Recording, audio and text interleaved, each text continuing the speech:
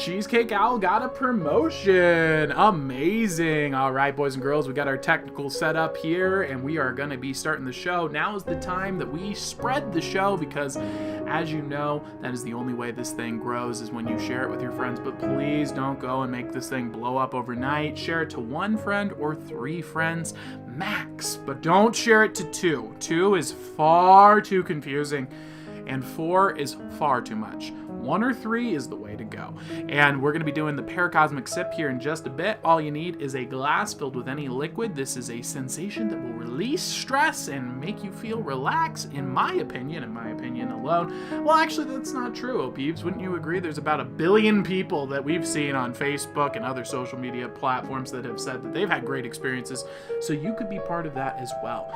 All you need to take part in that is a drink with a beverage of any kind, a cup. It could be water, beer, tea, coffee, whatever you like. All right, let's get the show on the road in 3, 2, 1. Welcome everybody to Ask a Wizard. Wow, look at this. Okay, so I didn't set up my presentation correctly this time, and OBS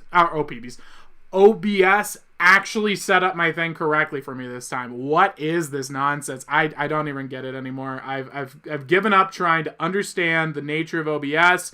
Welcome back from the weekend, everybody. How are you guys doing? Did you survive? Did you have a good time? Me and Alex have a lot of important stuff to tell you about. Let me tell you. As you know, we are all buying through the roof over on Arby's and Jimmy John's, the sandwich company.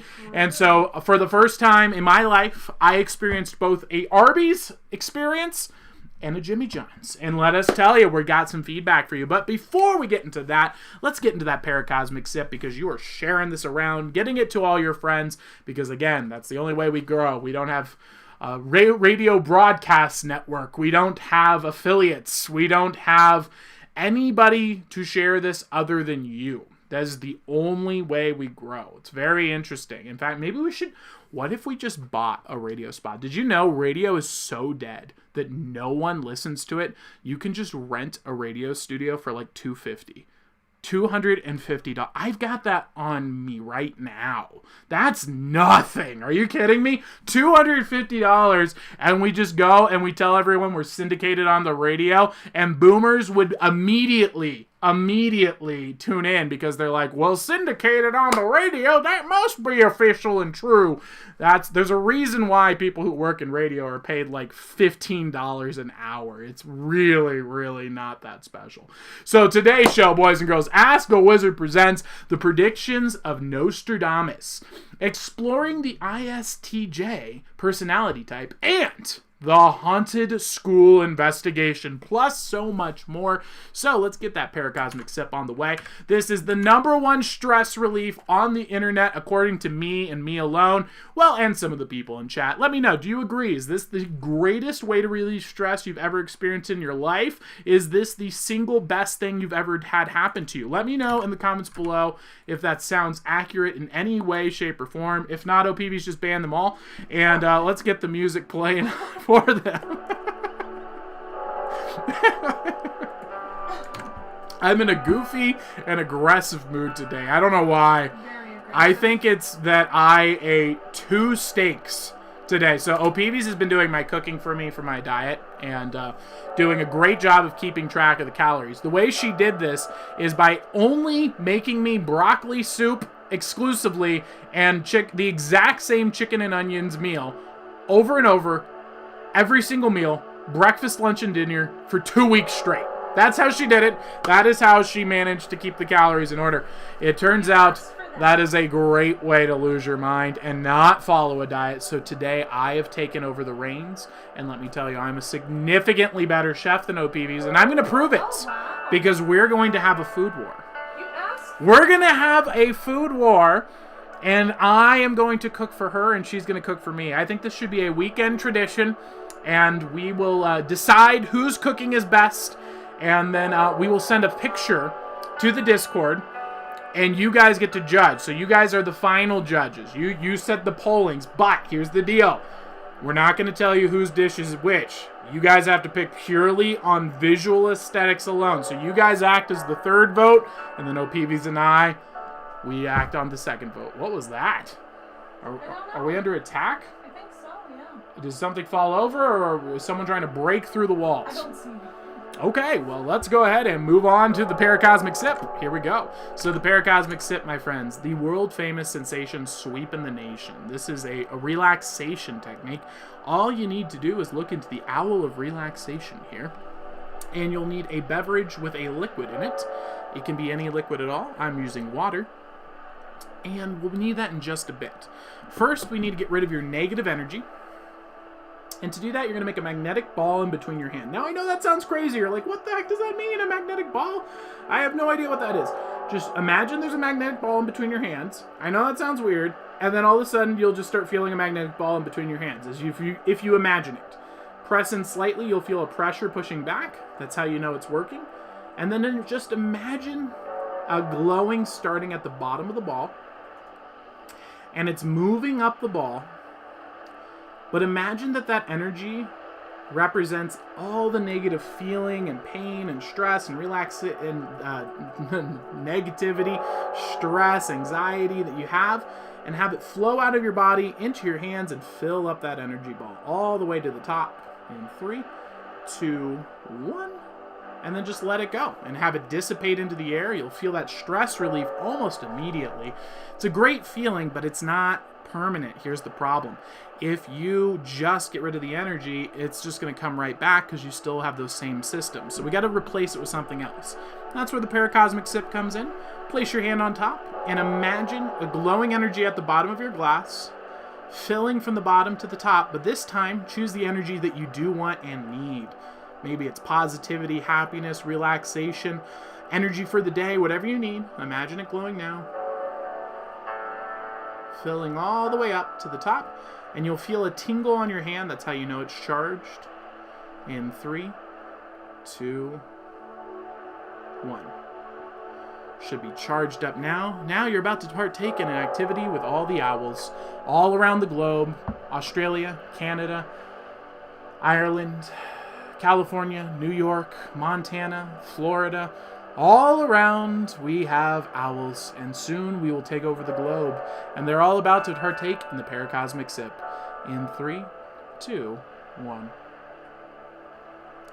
And when you take that sip, you'll feel the energy go down your body, fill you up with the exact energy you need. And that, my friends, is the world-famous paracosmic sip, sweeping the nation. Let us know about the absolutely miraculous things that just occurred to you. Did you float out of your chair when it happened?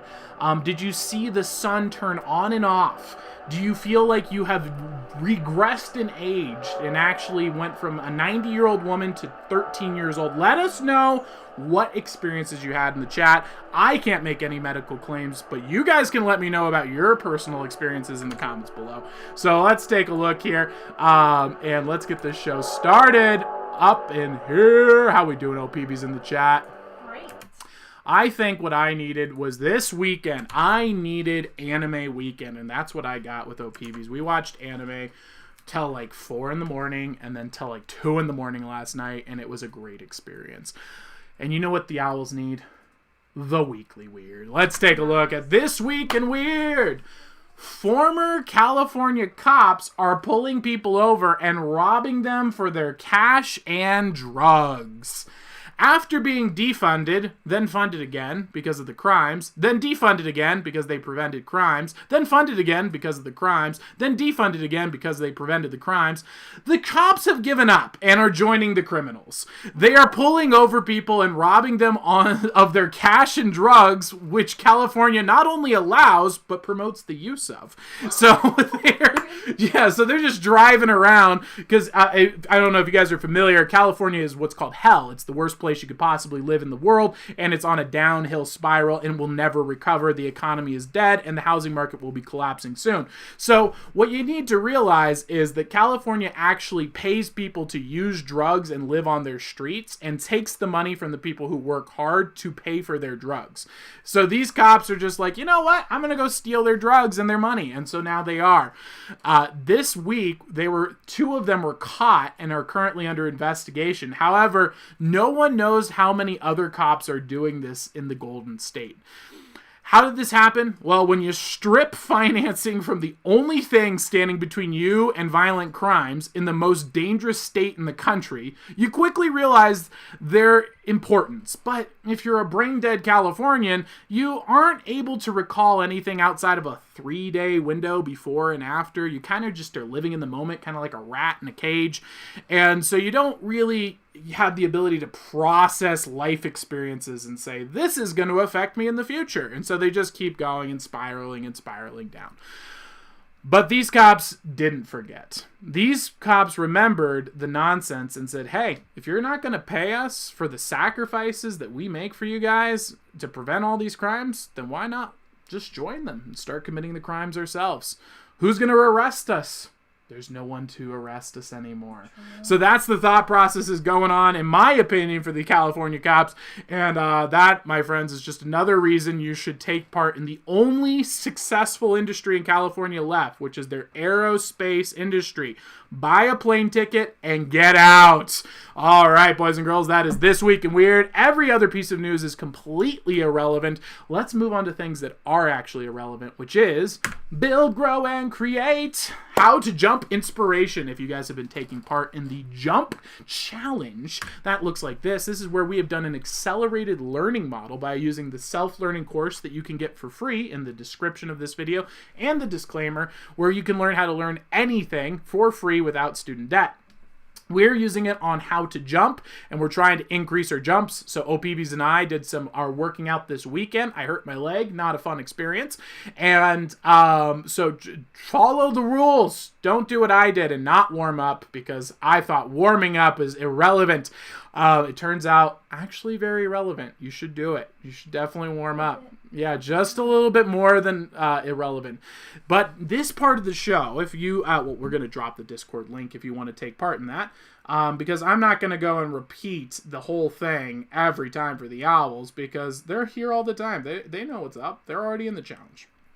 So if you want more information, you can join our Discord. If not, then sorry. But what we will be able to enjoy is the propaganda. Now, Tyler, propaganda, that's terrible. Propaganda is evil. No, propaganda is good if you use it for good. And that's what we're going to do right now, is use propaganda for good. In particular, to motivate us to become very good at jumping. We are going to, as a group, become the greatest jumpers on the internet. The owls will be better jumpers than collectively every other audience of streamers, purely because we're the only ones that ever practiced it. Everyone else is just living in their basements. They're like, I need more social validation. And we're like, yeah, well, I've got 50,000 inches on you for my jump. And I'm thinking 50,000 is like the benchmark we're going to hit. I think that most people will be leaping over tall buildings in a single bound in a near future. So let's take a look at some of that propaganda right now.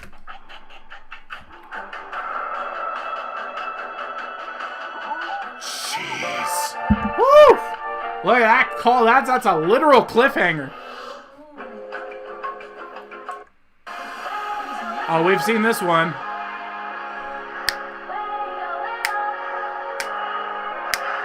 Welcome to Ask a Wizard, everybody. Getting ready for that jump challenge. Let's go. And we got Cheesecake Owl mastering his backflip technique. Very impressive. Emilia, see you later. What's up?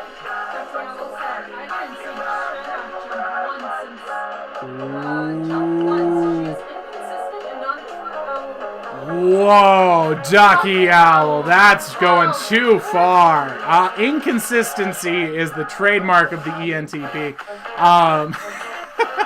But Sherlock Owl, you should do some hops. Also, it's kind of cheating if you're Ducky Owl, because you can just fly. My word, this is insanity. Jeez. What? There's no... Oh my gosh. What? Please do not try this at home. This is not the jumping challenge. This is motivation for the jumping challenge, people. We're doing a vertical jump. We're not doing that. This is stupid. This is not a good strategy, but it's really cool to watch. Woo! My word. How do they find out they can make it? I don't know. I'm assuming that they're just really, really depressed and they just don't care. Because, like, some of these people are barely making it to the Yeah. Oof. And who knows how deep it is? Oh. Oh my God. Jeez. This is insanity. Anxiety. I don't know. Woo. It's pretty spooky. Every single time. I can't. Give him the hops. Give him the hops. Yoink. All right, boys and girls. That, my friends, is your propaganda for today to encourage you to become the best jumper in the world, to fly to the mountains. You will be at the bottom of these cliffs, jumping to the top and back and forth. That is what I'm expecting for you in the near future after finishing the jump challenge. So let's get this show on the road. Let's start off strong, boys and girls, with the first incredible video, shall we? How are we doing in chat? I need to get rid of my slideshows there. Are you guys just going to see notes?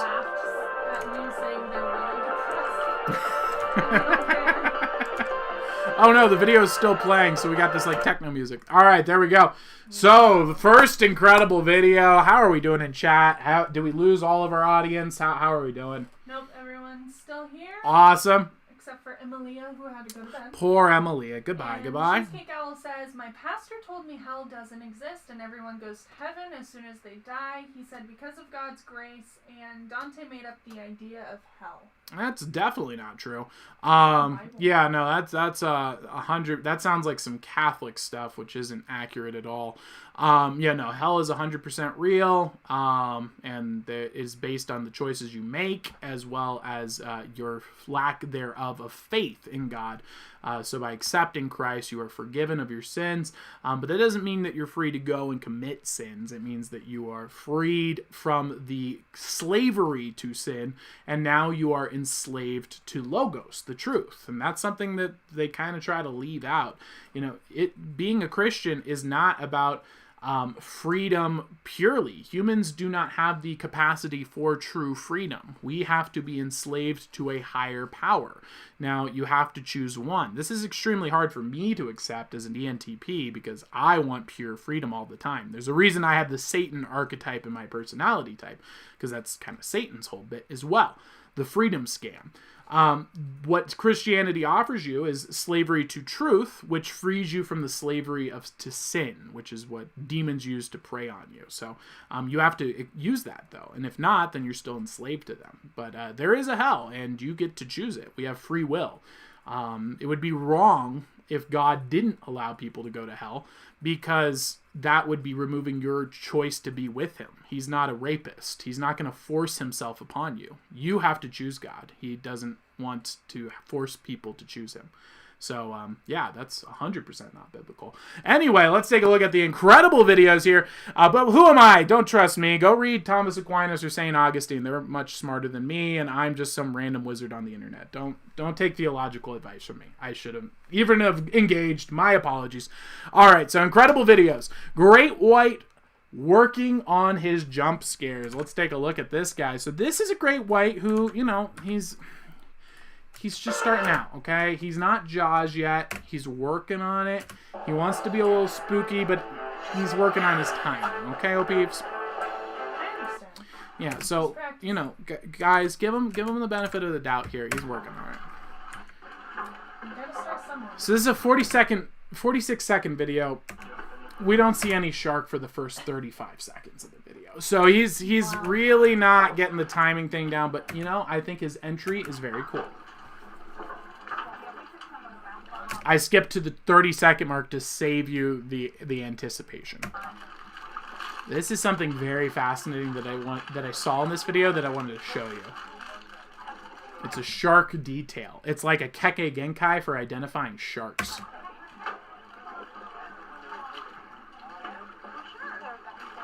Boom, do you see it? So that's the tell. So if you wanted to be like a ninja and you spot that, you know the shark's coming before it comes. The wiggles on the water is fish freaking out in total distress because a shark is imminently approaching them. And so it's a tell for the shark. Check this out. Watch again.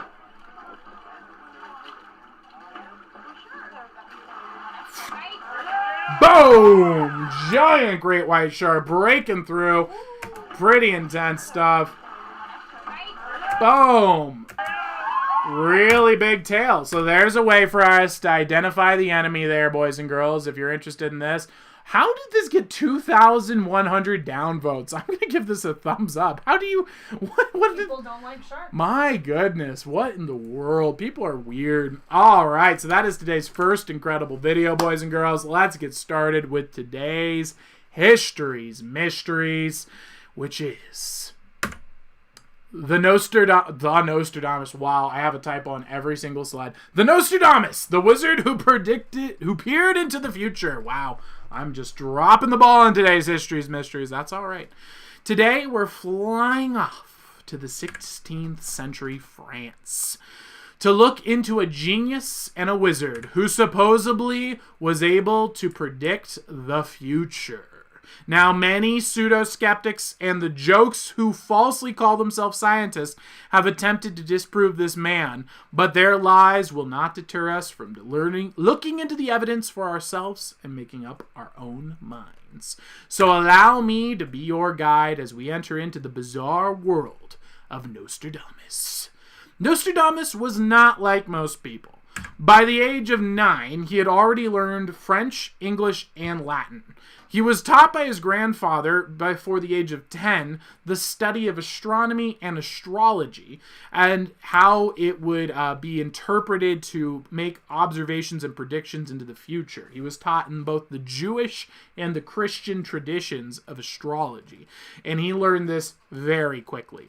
He actually converted to Catholicism when he was 14, and he studied to become a doctor to help people using medicine. Unfortunately, the plague rolled in, and he had to get out of the medical ward because it got shut down by the Black Plague. He had then resorted to becoming a plague doctor and traveled around making cash off the desperate people.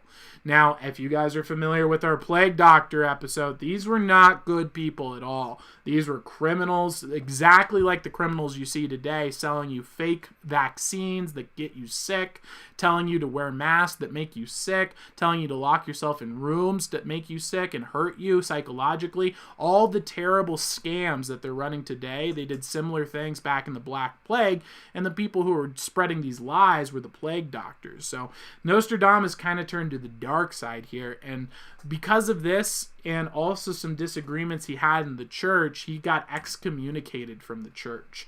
And so he went off on his own because of doing these vile, gross things. And fortunately for him, though, he left and went out to the countryside.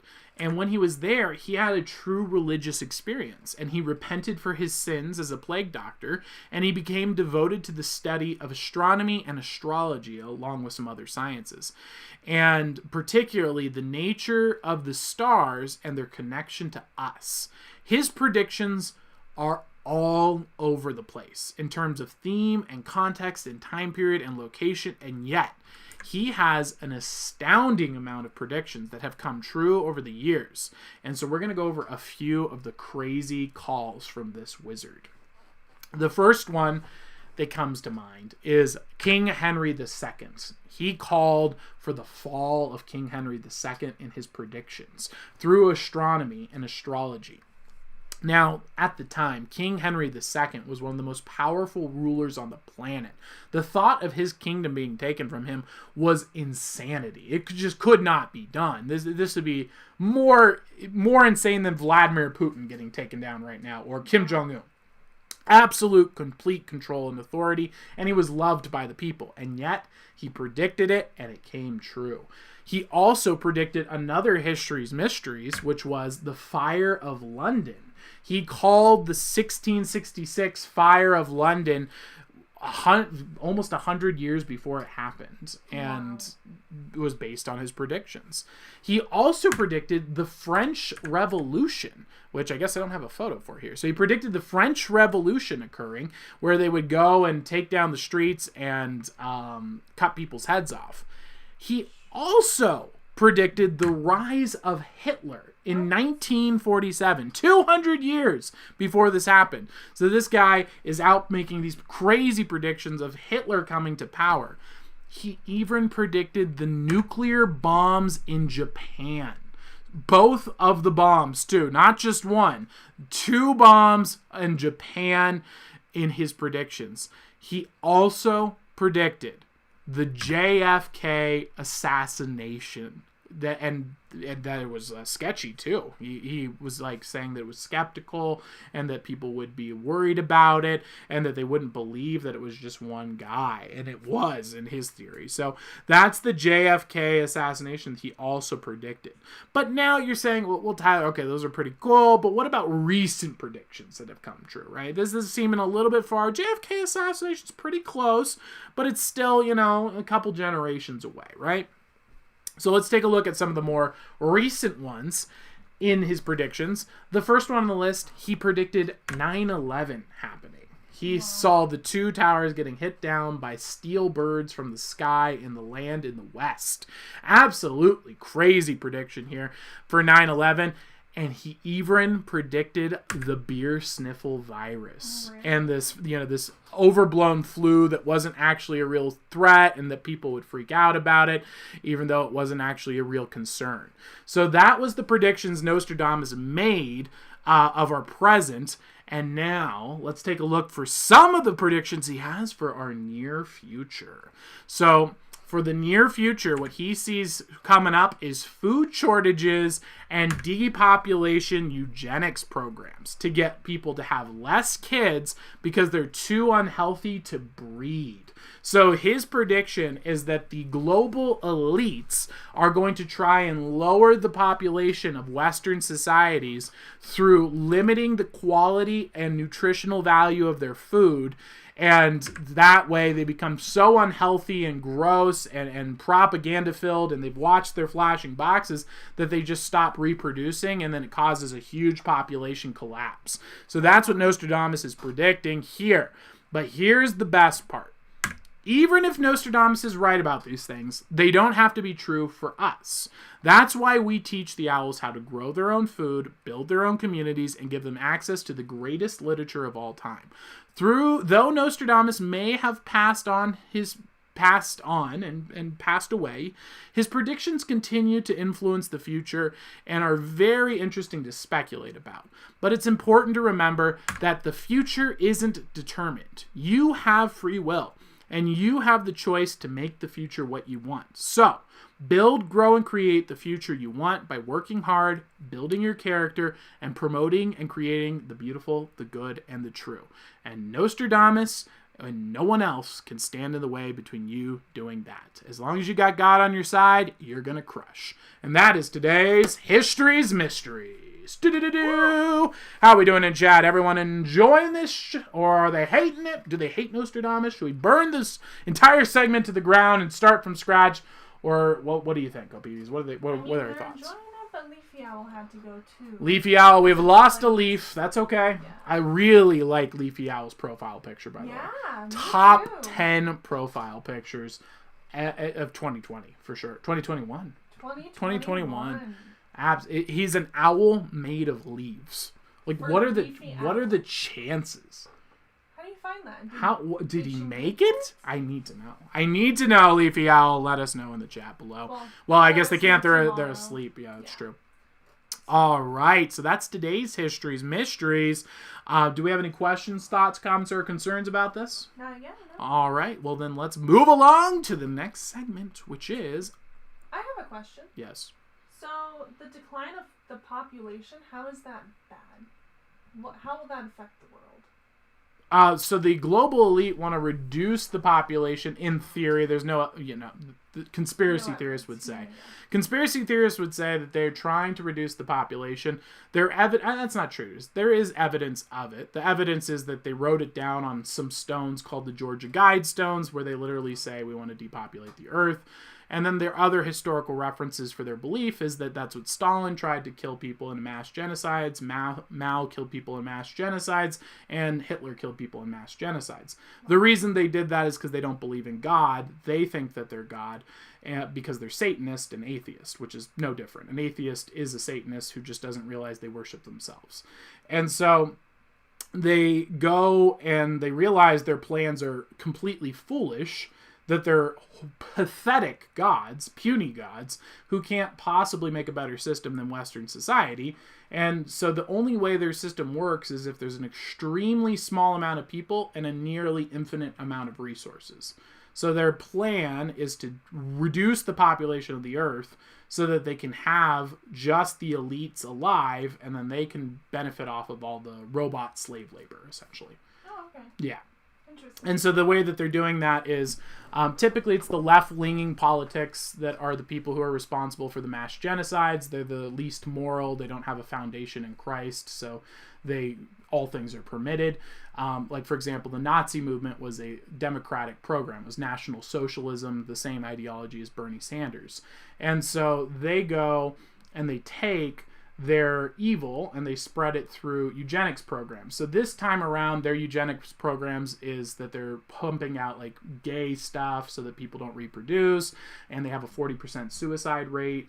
They're doing that with like taking trans people and trying to put them in the front lines of the military so that they'll get killed. They're doing a lot of these things indirectly to murder people based on their gender and their color, so that they can lower the population, and then telling people that they shouldn't have kids, and they're giving people free abortions. And by abortion, I mean murdering children in their wombs. You have them spreading free fertility drugs to people so that they won't get pregnant. All of these things are designed to lower the population of the Earth. And so that part is true. We know that that's happening because that's happened historically, and every time the left-leaning pendulum has gotten into power, that's the genocide tactics they've used. When the right wing tends to get into power, it's more about growth and fruits, but what their extreme is instead is kill the outsider. So that's where you get more of the Napoleon kind of complex of, or Julius Caesar would be an example of a right-wing authoritative force. So they're coming in and saying all people who aren't us deserve to die, and they should take our ideas or be dead, essentially. And so that's when you swing to the right, and when you swing to the left, you get the eugenics programs. Wow. Yeah. Cheesecake Owl said, "Once an owl, always an owl. I will not leave until you tell me to." Awesome. Well, then I won't tell you to. What made you think that I should tell you to? I don't know. Maybe something you said? I don't know. Yeah, definitely. We're not asking you. No, definitely not. So yeah, that's the general swing of the pendulum. That's Nietzschean's pendulum. You can read it about in his terrible, terrible books. But yeah, that's about it. All right, boys and girls, let's take a look at the next incredible video. You asked, venomous snake versus shark. My answer to you, what if they're both? Why not both? Why not both? Are you aware that you don't have to choose between a fight between a venomous snake and a shark because one's on land and one's in the sea? Turns out there's highly venomous snakes swimming through the sea. Oh, wow, yeah. I didn't know that there was... I thought those were called eels. No, they're different. So these are extremely venomous snakes. Extremely venomous snakes. And they're some of the most poisonous snakes in the world. And is he petting it? He grabbed it by its tail, because apparently they're extremely gentle creatures. Really? But if they choose to bite you, you're done. So that is a sea snake. So if you guys were asking earlier on a previous stream, you said, would I prefer sharks or snakes? Turns out you can get attacked by poisonous snakes while swimming in the ocean. So there is a timeline that exists where you could get eaten by a shark, bit by a shark, swim to safety, and the snake could come and finish you off, or vice versa. So I think that the takeaway, the theme of the story is just don't go to the ocean, my friends. These things are terrifying. And I wonder how long they can hold their breath. They're sea snakes, so they swim underwater. That's crazy. Yeah, I think that they're just ocean dwellers. Like, their tails are made into fins, so they can... Wow. Yeah, it's weird. I didn't even know these were a thing. So that, my friends, is the sea snake that we learned about. Now it's time to check out another one of our personality types. We are going through the 16 personality types here, boys and girls. Today we're looking at the ISTJ. Hey, you like Ron Swanson, and so do I. I think he's a pretty funny guy. And today's personality type, they are a formidable person who is extremely responsible and upstanding, and they're usually ahead of the game in terms of business and like to get things done. And they're also not just liking to get things done, but they like to get things done ahead of schedule, which is a really unique quality. Now, while they are very hardworking and business-oriented and logical-minded, they also do have a witty sense of humor as well. They tend to not be extremely uptight in the way of viewing things, and they have a very confident demeanor about them, but also what appears as almost a subtle fear. It's like an experienced rock climber encountering a dangerous obstacle. They are very experienced, so they know what to do, so they're confident, but they still are aware of the threat and the danger. They're very thorough and realistic about their planning and methodology. I think of Ron Swanson and his dedication to making the perfect chair. They tend to be a strange mix of optimistic about that which is known and pessimistic about that which is not known. This leads to them avoiding fads or anything new and focusing on what is tested by themselves and proven to work. For example, Ron Swanson and his T-bone steak with Kerrygold butter and a shot of whiskey or Scotch whiskey. That's his thing. He knows it works. That's what's going to make him happy. This leads them to avoid... Oh, my goodness. This person is the seasoned police officer going into situations with cautiousness but experience and confidence to get the job done with a witty sense of humor and a sarcastic undertone. So that is the ISTP overview. ISTJ overview. Let's move on to the more archetypes and then the shadow elements of this personality type. So what are the good, really high-end goods, and what are the really high-end negatives? Owl says, "This was me today, getting things done." Hey, there you go. How's it going, Owl? Welcome, welcome. All right, well, let's take a look at the archetypes here. So the first archetype would be the old cop. You see this in all the TV shows. The old cop who takes on the rookie, and he's like, all right, rookie, I'm going to show you the ropes. And he's always giving those funny one-liners and enjoying the newbie getting stressed out and freaked out. But when things get serious, he's still confident and strong. But he's aware of the situation. He's not reckless in his behavior. He's just confident in his manner. The second one you got is the sea captain. You think of the old sea captain going through a storm, but he knows he's going to get through it. Even though he's wary of the storm, he knows to be careful, but he's still going to get through the storm because he can see that he's strong enough to get through the thing. The next one is more on the alternative personality type. So we talked about that end identifier, that A and the T, so you can kind of switch between the two.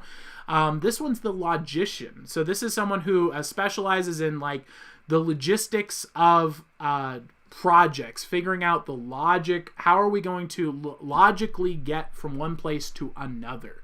And the second, or the final one, I should say, is the inspector. So this would be someone whose job is to go through and like identify all the mistakes or do a checklist and make sure a machine is ready to ship out. That's another element of this type. Their ability to really refine details is super, super effective. Now on the shadow side, we have the obsessive-compulsive type. So this is exemplified well with Sheldon from the Big Bang Theory. This need for everything has to be in an order. Everything has to be the way. You also have the old dog personality type. No, I'm not calling them a dog, but that analogy of it's hard to teach an old dog new tricks. Well, that's not true at all. You can teach an old dog new tricks. But for the ISTJ, they really identify with that feeling. Is like once they're at a certain point, they're like, I'm not learning anything new. Why would I waste my time? Everything's working just fine.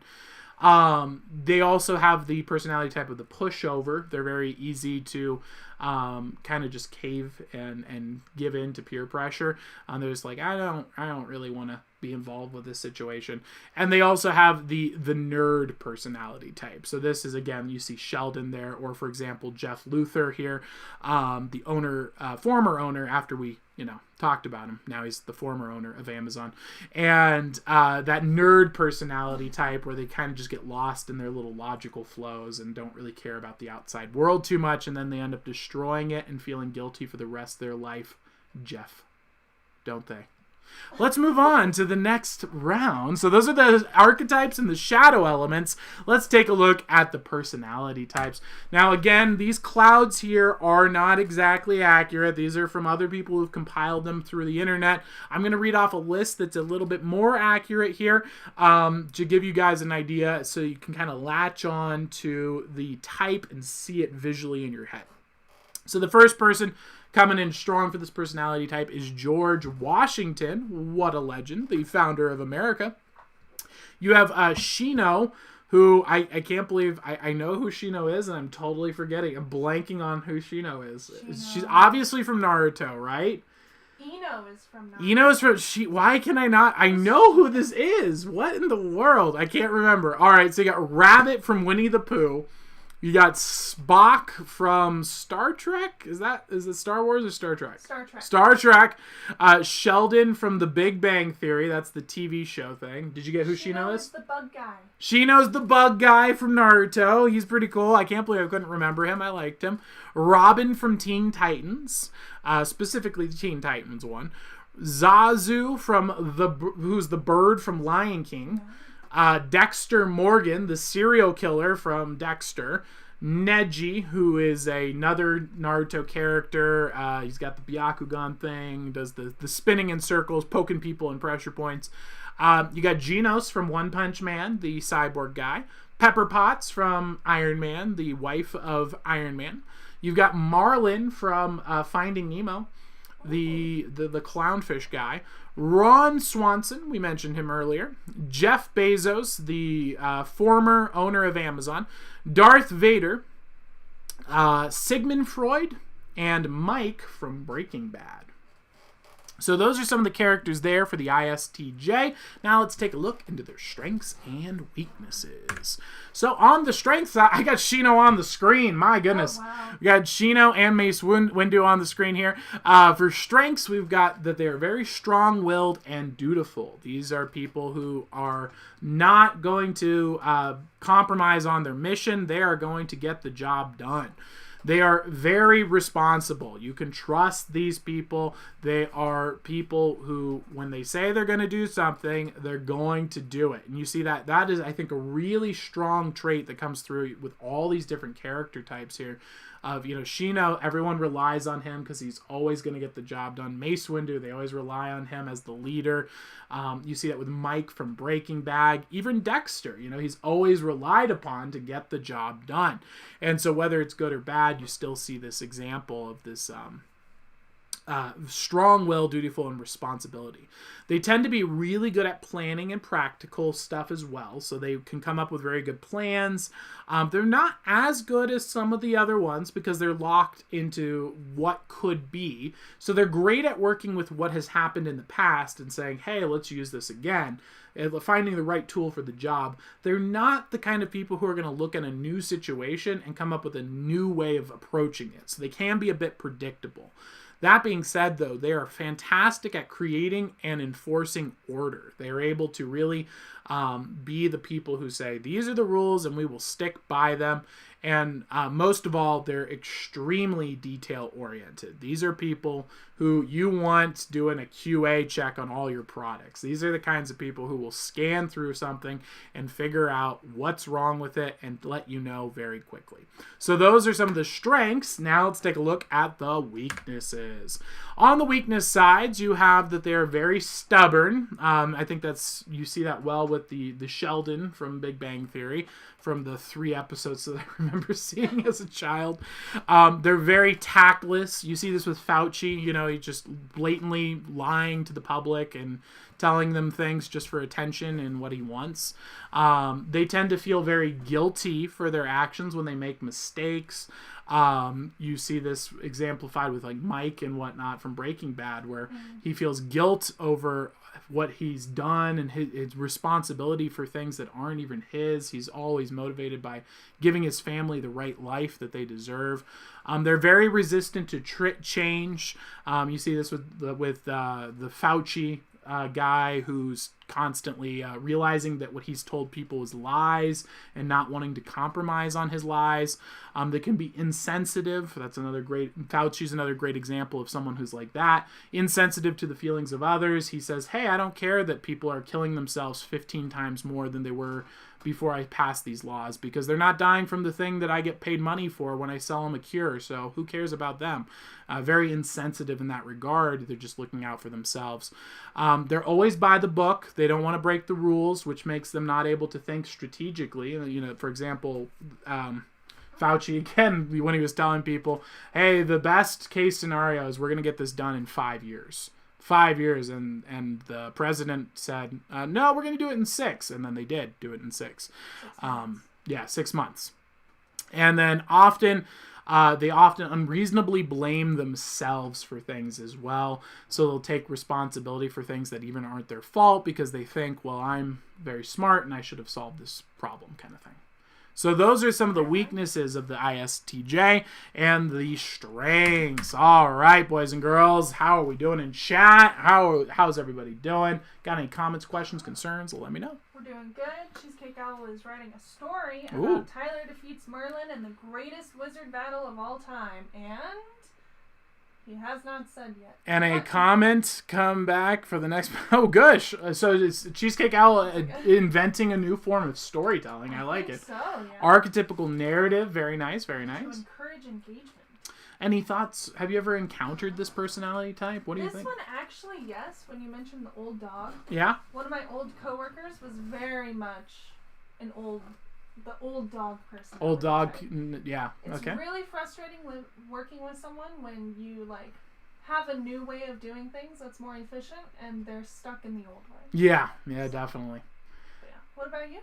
I've definitely encountered this type a few times. I think I keep telling people's names. I keep forgetting that there's names. I keep forgetting it's not just like our local friends and family anymore. So a teacher of mine in the past was a forensic science teacher, and he was a lot like this personality type where, just that classic old cop wanting to teach all the rookies what to do and teach them the ropes. He reminded me a lot of Mike from Breaking Bad, that kind of personality type. Oh, yeah.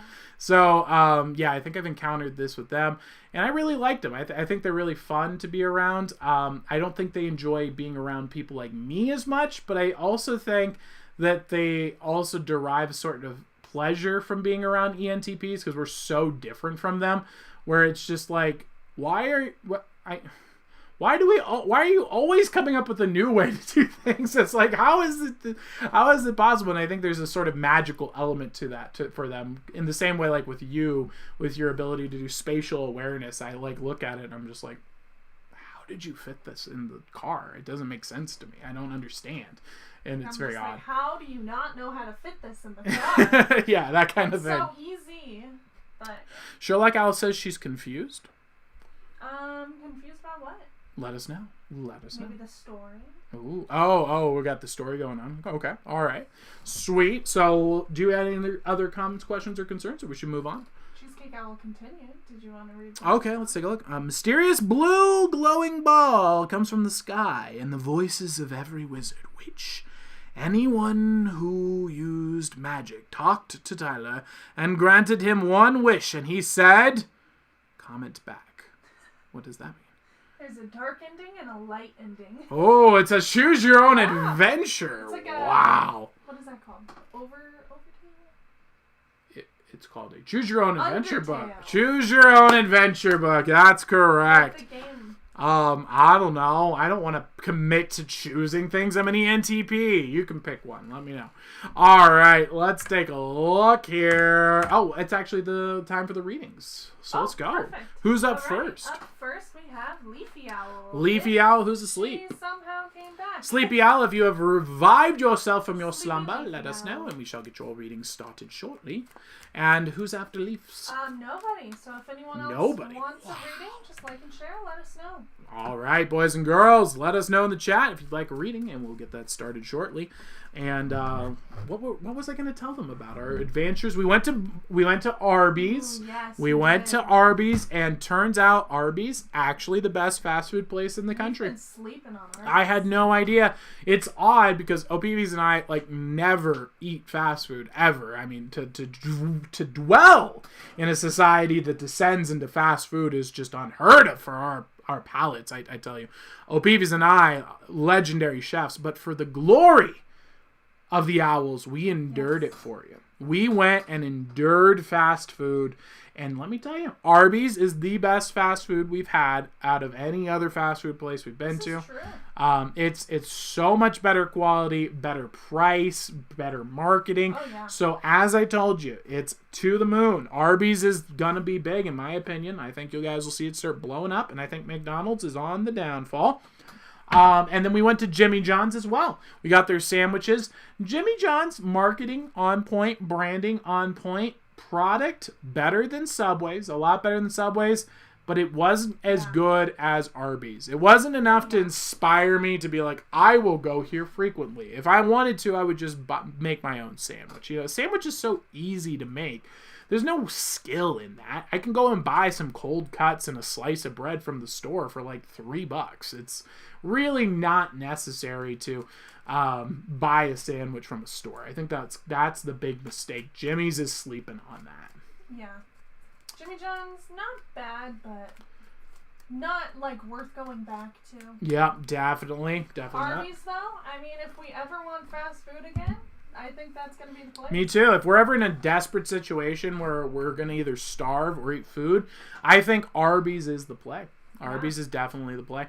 They also that was the sandwich shop that had a quote unquote healthy version, which was like a lettuce wrapped sandwich. Oh, so that might be helpful. That, yeah. And then we also watched some anime this weekend. We watched animes. I don't know if we should promote either of them though, because they're terrible. They're both terrible. One of them was good. Well, hold on. They weren't terrible in the sense they were good shows, but they're very inappropriate. We got them from recommendations from the comments, and so we checked them out.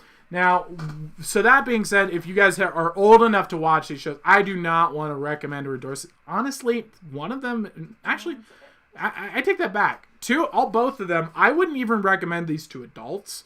They are really, really dark or really, really inappropriate. But there were some good themes in them. One of them, though, is absolutely terrifying because it is as if I think that we might have tapped into something here, Owls. I think that we are on a wavelength of reality that is tapping into the archetypes. Because the theme of this show is basically that there is a wizard sending books to younger people that are dealing with the fact that they are in a system that is trying to steal their brains from them so that they can't think, which is exactly what we're doing here.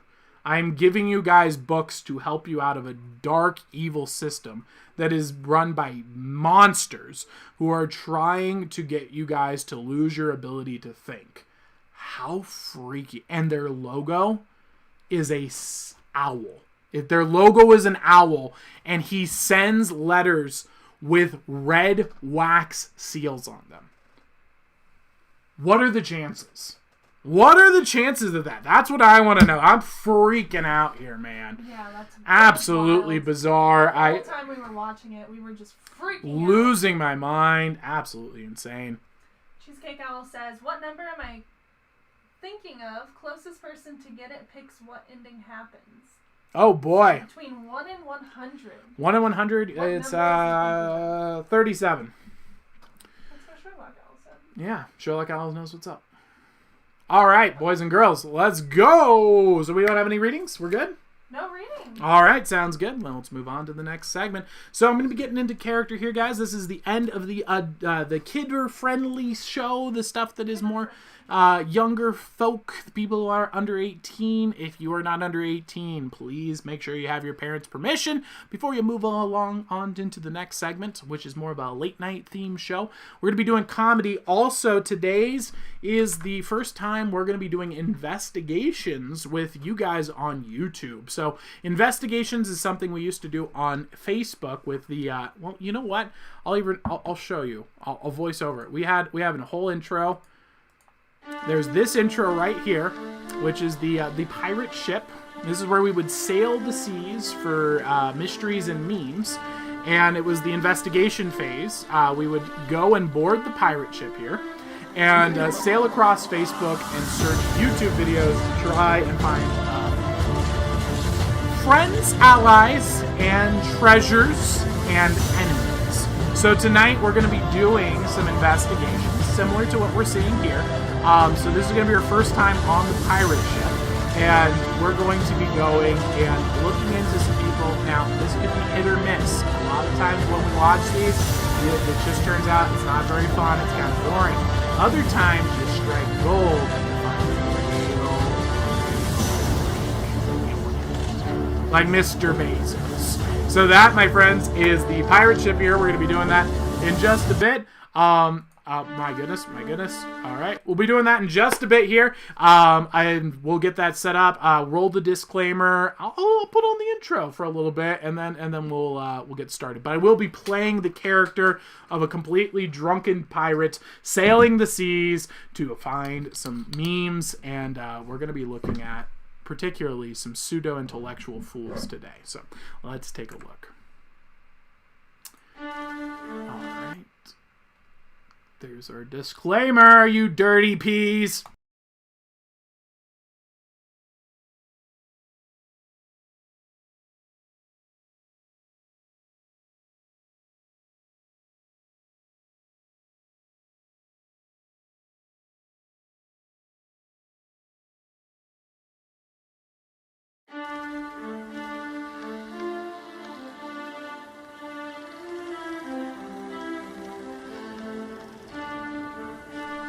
Boys and girls, let us begin. Let's get started with today's investigations. Let's begin. Let's get that good old display up here so OPVs has the ability to edit this nice and good. Oh my goodness, we skipped the incredible video again. I keep doing this. That's okay. We'll go back and do it afterwards. All right. Let's go. Today's... No? Okay. Today's investigations are the pseudo-intellectual sophistry.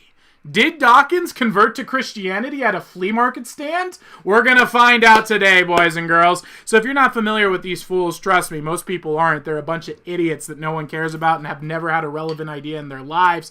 These morons here are Richard Dawkins and Lawrence Krauss. So these morons have made their fame and fortune lying about the faith of Christianity and atheism. These are some of the dumbest fools you will ever meet. We're going to take a look. They got together. We got the Goon Squad together. And now keep in mind, these people were celebrated as intellectual icons. These people have been sent millions and millions of dollars to these people, and it's all based on fraudulent claims and lies. Absolutely disgusting, vile people, as you'll see here as we do a little investigation into these people. And as we go deeper in, what I want you to keep at the top of your mind, is this person someone we should unleash the wrath of the wizard upon, or shall we spare them? That is the question of today's investigation.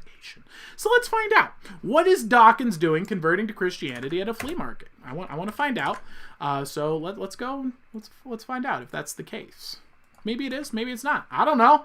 I'm just asking questions. Isn't that what we're supposed to do over here? Thanks, OPB, for your feedback. Glad to know that is what we should be doing. Yes. Thank you. All right. Thank you. OPB's really contributing here. Come on. Okay. How are we doing in chat? Are we all good? Good. Royal Owl has returned. Welcome, Royal Owl. Have you returned with the royal family? How is it going here? Oh, great. These dirty peas have taking off the video. They are blocking my abilities, guys. We're dealing with some technical issues here. So we'll get this up, though. We're going to make this happen. They will not stop us. I have a backlog of their videos that they try and censor from us. They try to block them. They try to hide them. Sir, you are dealing with a person with 10 years experience in digital marketing and sophistry. You will not get out of this that easily. Oh boy, here we go. We got it up on the screen. We are good. Let's take a look here. And by the way, if you guys, since they're doing a lot of effort to hide this from you, if you want to leave your feedback, the title of the video is called Neil deGrasse Tyson Videos. And you can go ahead and realize that both Richard Dawkins and Lawrence Krauss, who, and I quote, call themselves the Four Horsemen of Atheism. They consider themselves the top minds of atheism. They have an account here with 112,000 subscribers. They came together as quote-unquote massive atheist influencers and garnered 7,388 views. These guys are comical jokes. These are disgraces to the name of intellectual. This is the funniest thing I have seen in a while. But you know what? I'm assuming these are people who have spoke with some of the top minds in the world. They've been on Joe Rogan's podcast. These people have been on Jordan Peterson's podcast, another pseudo-intellectual. All of these people, the biggest names. So I'm assuming they are going to be TED Talking the crap out of this place. This is going to look nice, high production values. Let's take a look at what Dawkins and Krauss have descended into through their...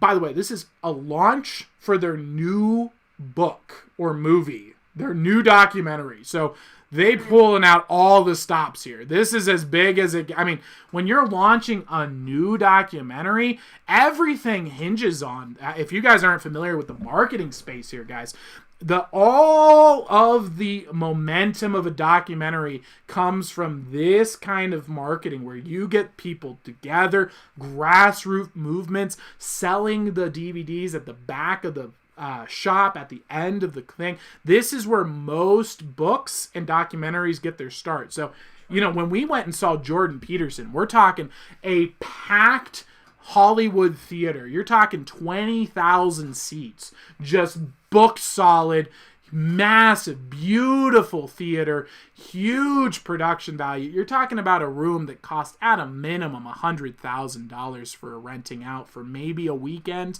Maybe you might be getting it if you got like a nice premium package, 52-week buy kind of thing. You're talking huge amounts of money here. Let's see what Dawkins and Krauss, two of the four horsemen of atheism. Let's see what they had to, what they pulled out for today. Oh, and by the way, before the little freaking worms come wriggling into the comment section to whine and complain, nothing I'm saying is, this is my subjective experience of reality. And if you don't believe in objective truth, nothing that I'm saying is in any way wrong, because it's my personal perspective of the world, and there's no such thing as objective truth. There's no basis for that claim, right? According to your worldview. So you shouldn't have any problems with anything that I say today. So starting off with cartoon deformed doodles of them. By the way, what the heck? Dawkins, why did you have a cartoon picture of yourself when you were like in your 50s? You're like 1 billion years old now. Or did you just rapidly age? Because, man, you look like an old man nowadays. What's going on? You're using fake photos. This is false advertising. He's lying to us. I thought I was going to see from a bright mind at the top of his health, his brilliance. 50 is right at that prime. The intellect works, but you haven't degraded yet. A 79-year-old man is not who I was expecting. I'm not expecting Sniffy Boy coming around and be like, where am I? I do believe in God. You do believe in God? I mean, I don't believe in him one bit. That's not what I was expecting.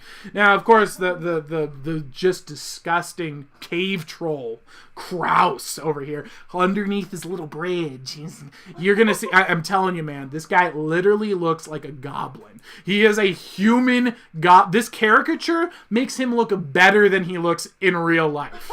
This is a dishonest representation. This is like when the woman goes and puts like a picture of just like, she's like this with her camera. She's just like, takes a picture like that, and then you meet her and she's just like, she's just 1 billion pounds. This is more deceptive than that Tinder post.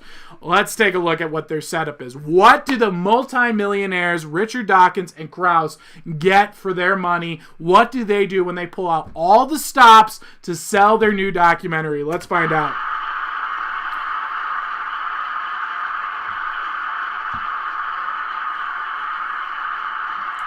They literally have a flea market with a PowerPoint presentation and an MLM skeptics board off to their side. They literally have the... You shouldn't believe a word we say. We are actors. We are fraudulent. All the MLMs, by the way, check these out if you ever get invited. Next time, a lot of people, they go up... Oh, no, did we just lose internet connection? Oh, did... I don't know. Let me know. Mine is buffering. Oh, gosh. I hope you let them know in the chat if we're... Yeah, I'll try. Looks like they're blocking the video. They don't want us talking about the truth. That's how it is. I saw it. Oh, man, that's a shame. Oh, no, we're losing them. We're losing them like rocks, boys and girls. My thing's buffering. Censoring our video. BRB. My word, these dishonest scumbags. These foolish liars, these dishonest frauds. Absolutely unacceptable. Is it the internet? At least our viewers, our comments are going through. Our internet is currently at 92 on OBS. Our viewers.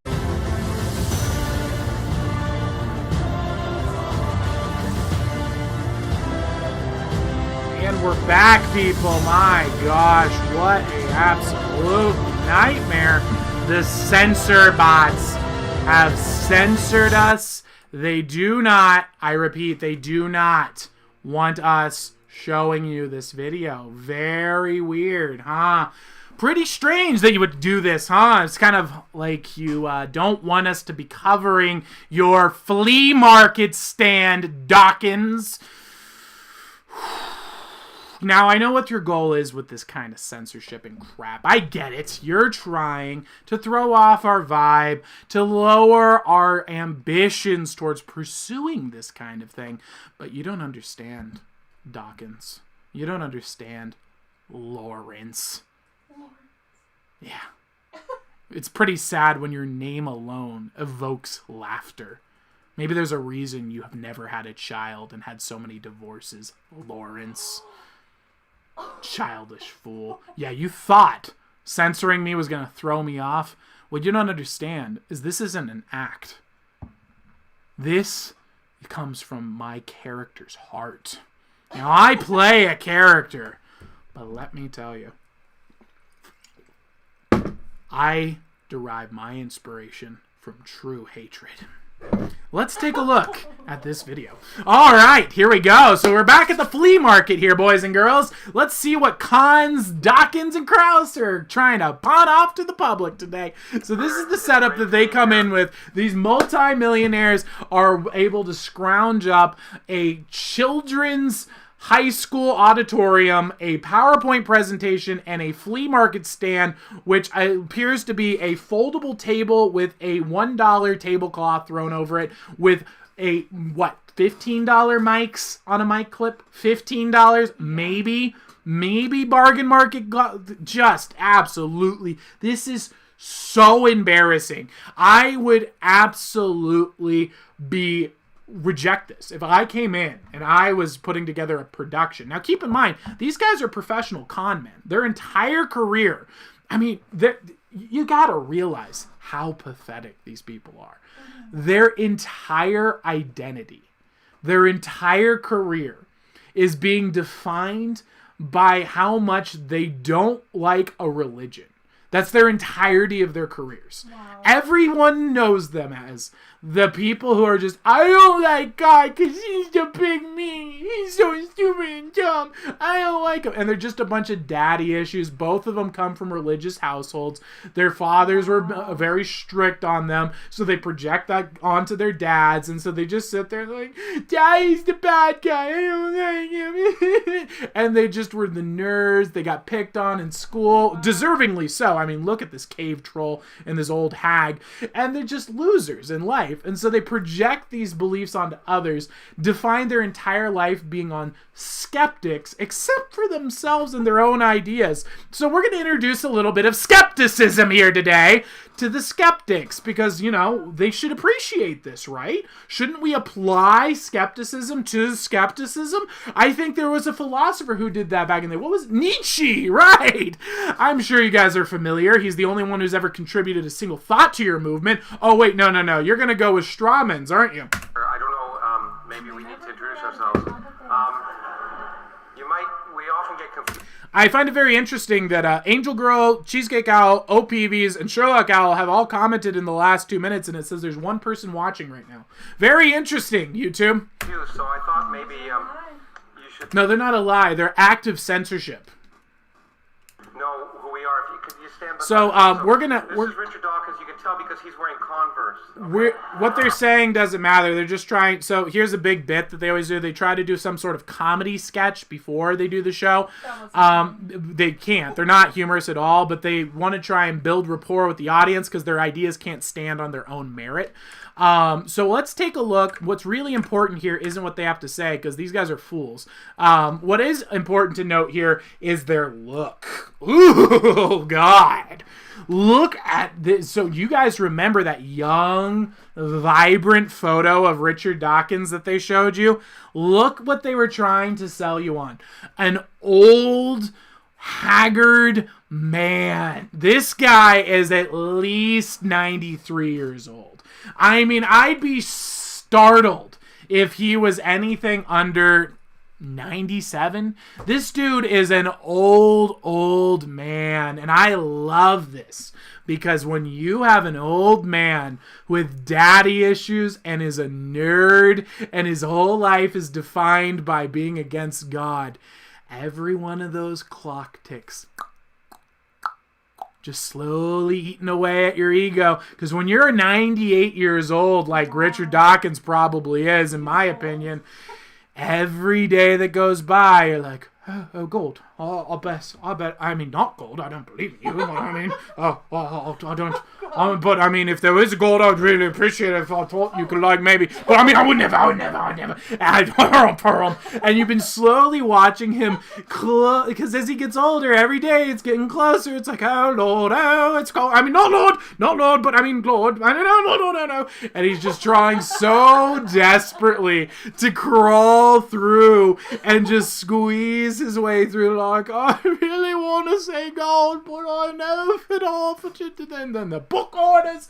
And it's like you're watching this man break down at the ends of his life. His career's in shambles. His legacy is burnt. He pulls in 7,000 views when he pulls in another top influencer in the field. He's got nothing to stand on. His projects aren't even, all of his projects he worked on didn't even launch. Oh, well, we're going to work on that. Really? When are you going to work on that? You got like, what, 3 years left, bud? You're like, if you're going to live to 100, you got like a solid 3 years.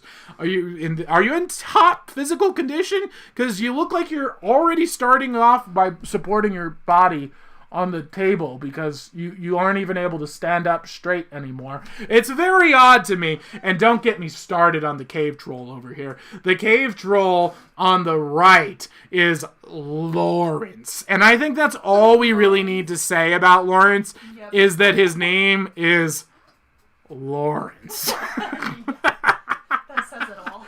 I bet you he's a childless fool. So again, nothing they're saying is important. They have nothing of value to contribute, and all I wanted to get to was something very important here. So we're going to skip along to the first question here, because these are the people that actually matter. Well, I enjoyed the film mostly, but it seems... Okay. So we're doing some Q&A about their new documentary that they launched, people. So they've launched a new documentary. This is their big debut. They have a flea market stand on a high school theater stage. Let's find out what their questions are like. This is the first question that they're addressing. This is at 3:10 mark. Why don't we do this in the front here? Yeah. Hi. Well, I enjoyed the film mostly, but it seemed at times that it, especially in comparison to some of your earlier publications and earlier documentaries, at times that it was a sort of comical straw man. How would you react to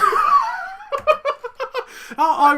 I really enjoyed your movie. It's just I was wondering, what do you think about the fact that it was a comical straw man?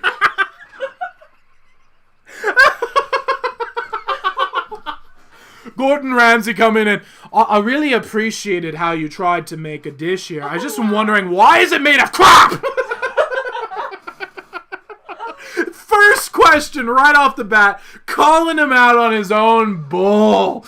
My gosh. Let's see, how did they answer it? Let me guess. If they're pathetic little wormy nerd people who never grew and never became real men, and they're still little like, Daddy, the bad man, I don't like him. They're going to say, you're totally wrong in every way. I don't agree with you at all. I'm the special boy. I think we're the smart boys and you're the dumb boy. That's what I think the reaction will be. Let's find out. Comical what was the word? Straw man. Wow, it's even worse than I thought. He's cognitively declining, isn't he? Wow, he couldn't even... He is so old that he had to do the classic bit here of... He pretended that he didn't know what he said, despite the fact that the audio is perfectly clear. He is mic'd up. It is 100% detectable. Every person could hear this. His hearing aid was off, and he's now pretending like he didn't hear what it was, though he did know what it was. Now, there's some depth to here. I can see through their lies. He heard everything he said. He's pretending like he didn't hear the straw man so he can take time to think of an excuse in his head so that he can pretend like, what? What did he say? What did I say?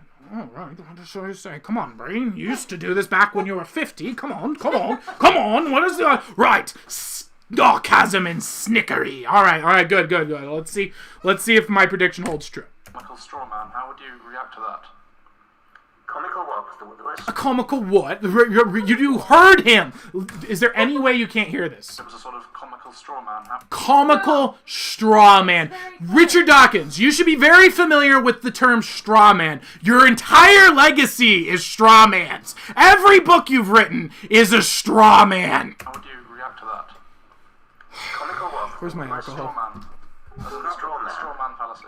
I think I'd react to that by saying I don't agree. He still had to delay.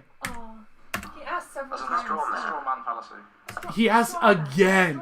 Straw man. I've never heard that word before. Oh, really? You haven't heard it lobbied at every single work that you've ever written because all you're capable of maybe this is why all your books suck. Did you never read a book of philosophy or how to think ever? Maybe that's the problem. You never learned how to think. You don't know what a logical fallacy is. So when you go and you commit a straw man fallacy, you don't look at yourself and say, what is a straw man? It's where you go and you make up stuff. You make a fake representation of an argument, and then you go and you attack the fake thing that you made up. Oh, that's called atheism. You're right, it is! I think I'd react to that by saying I don't agree. I'm sorry, what was your smarmy, worm-tongued voice? Straw man. As in straw man fallacy. I think I'd react to that by saying I don't agree. I would react to that, but I wouldn't agree. He literally sounds like a snake.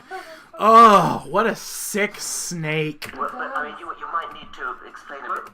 What's up? This reminds me of, like, the Jungle Book. The Jungle Book? Oh, the sneaky snake. Yeah.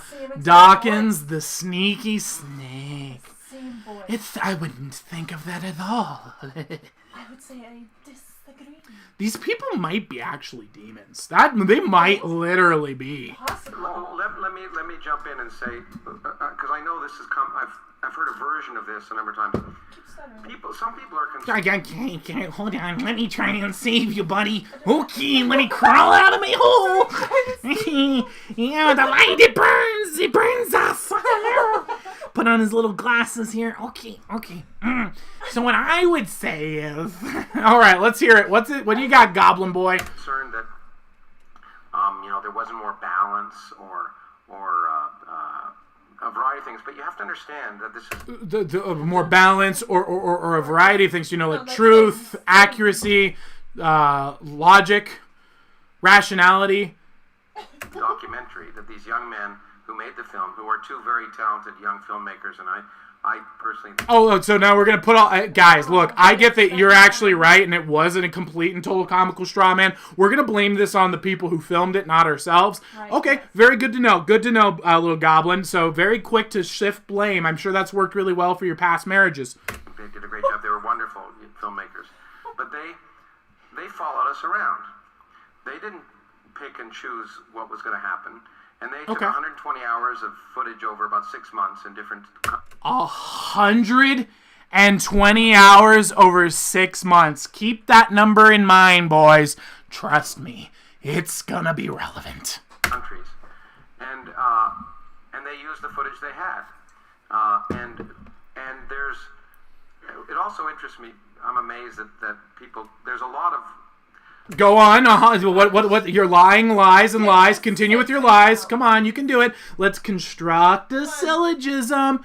The people filmed us and recorded 120 hours of footage. Now, what is preposition B that allows you to make claim C that it's not a straw man? Come on, Lawrence. You're a thinker, aren't you, bud?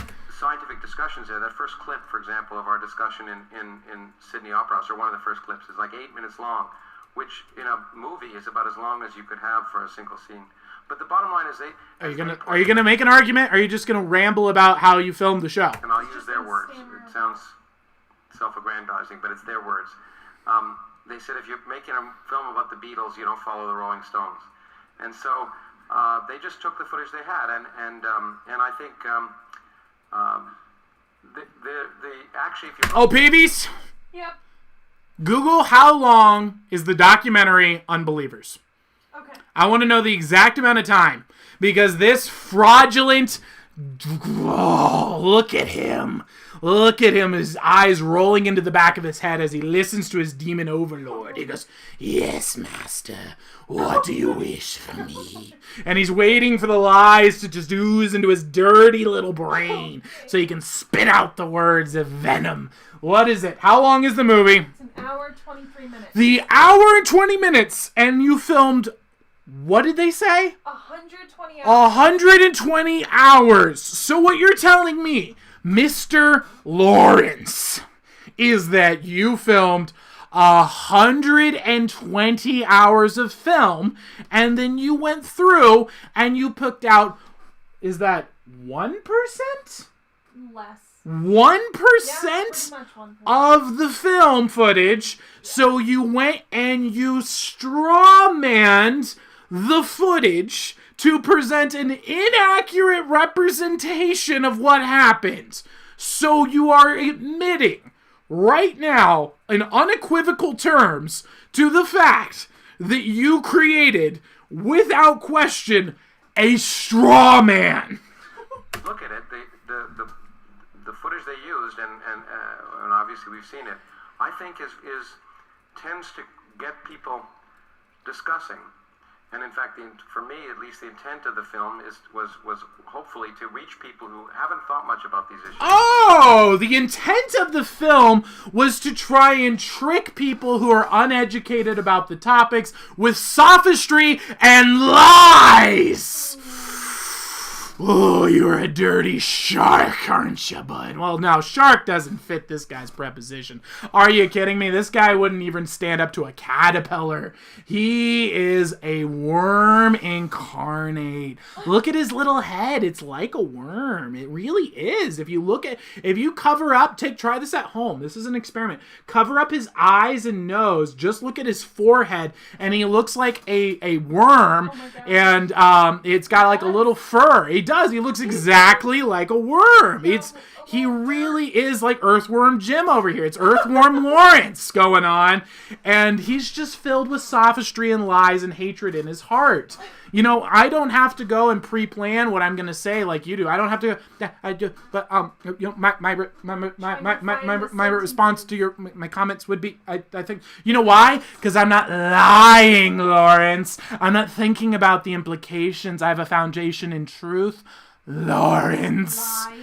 My gosh. So sickening. And this is what the problem is when you have no foundation in God, you don't have any truth. He can't have truth. There's no rationality. There's no truth. So you can hear from his perspective. He said, well, the reason we made the film is to try and get people who are not very intelligent to think that we're right. That's literally what he says. Could you imagine? That's called fraud. Yeah. You're admitting to fraud, Lawrence. The intent of the film was hopefully to reach people who haven't thought much about these issues. Specifically people who have not thought. He's literally targeting people who are uninformed and committing fraud. And so far, the reaction has been that it's provoking. They won't believe a thing. Yeah, no. If anyone put any thought into this, their entire clearly, the first person who stood up was like, "Hey, this seemed like a comical straw man. What are your thoughts on that?" A lot of discussion after the fact, so I'm very happy with it. But is that what you mean? Come on, Mr. Snake. Come on, Mr. Snake. Let's hear it. Let's hear it, Snake Boy. I would say that it was so sad that anyone would say anything like that. Come on, Mr. Snake. Let's hear it. What do you mean when you thought it was the straw black man? I think you need... What did you think when you said it was a straw man? I think it's a snake. He literally sounds like a snake. Oh, it's a snake and a worm wriggled out from the earth to lie. You can shout it out. It's okay. Turn off his mic. It seemed like a lot of the things in there were basically just put in there just to make people laugh. I mean, obviously... I love this guy. And this, awesome. Guys, you have to realize, well, first off, I'm glad we stopped here because we're going to take a look at the people who show up to a show like this. All right, this is, let me tell you, we went to, now, again, for all intents and purposes, we have denounced Jordan Peterson, the false prophet. We have admitted that I used to like him. I was on his side, and he failed us, and that is okay. That being said, when we attended his talk, those people were properly dressed. They had women. They looked good. They looked happy. They looked intelligent. A little bit nerdy. I'll give them, they were a little bit on the nerdy side, but you had good, healthy, strong, young men who were out trying to learn. So we're going to take a look at who these people draw in. Who does Dawkins and Krause bring in? I want to take a look at that. But before we get to this, it's important to realize the guy who's asking this question is a fan of them. Yeah. He likes them. He paid money to come and engage with them, saw their documentary at the flea market, and realized it was horrendous, and he's actually offended by it. He's like, I wanted to have the definitive answer. You told me that this documentary was going to be the proof that I've been waiting for. You told me this is going to answer my questions that, because, I've been looking into atheism. I started reading some books, Dawkins. I started reading Plato and Socrates. Oh, don't listen to them. No, those are the old thoughts. You need to go to the new thoughts. Those have all been dismissed. dismissed. But I can't find how they've been dismissed, though. There's no one who really has dismissed. I dismissed them. Listen to me. It's not logically coherent. Don't worry, our next documentary, it's going to reveal all the truth to you.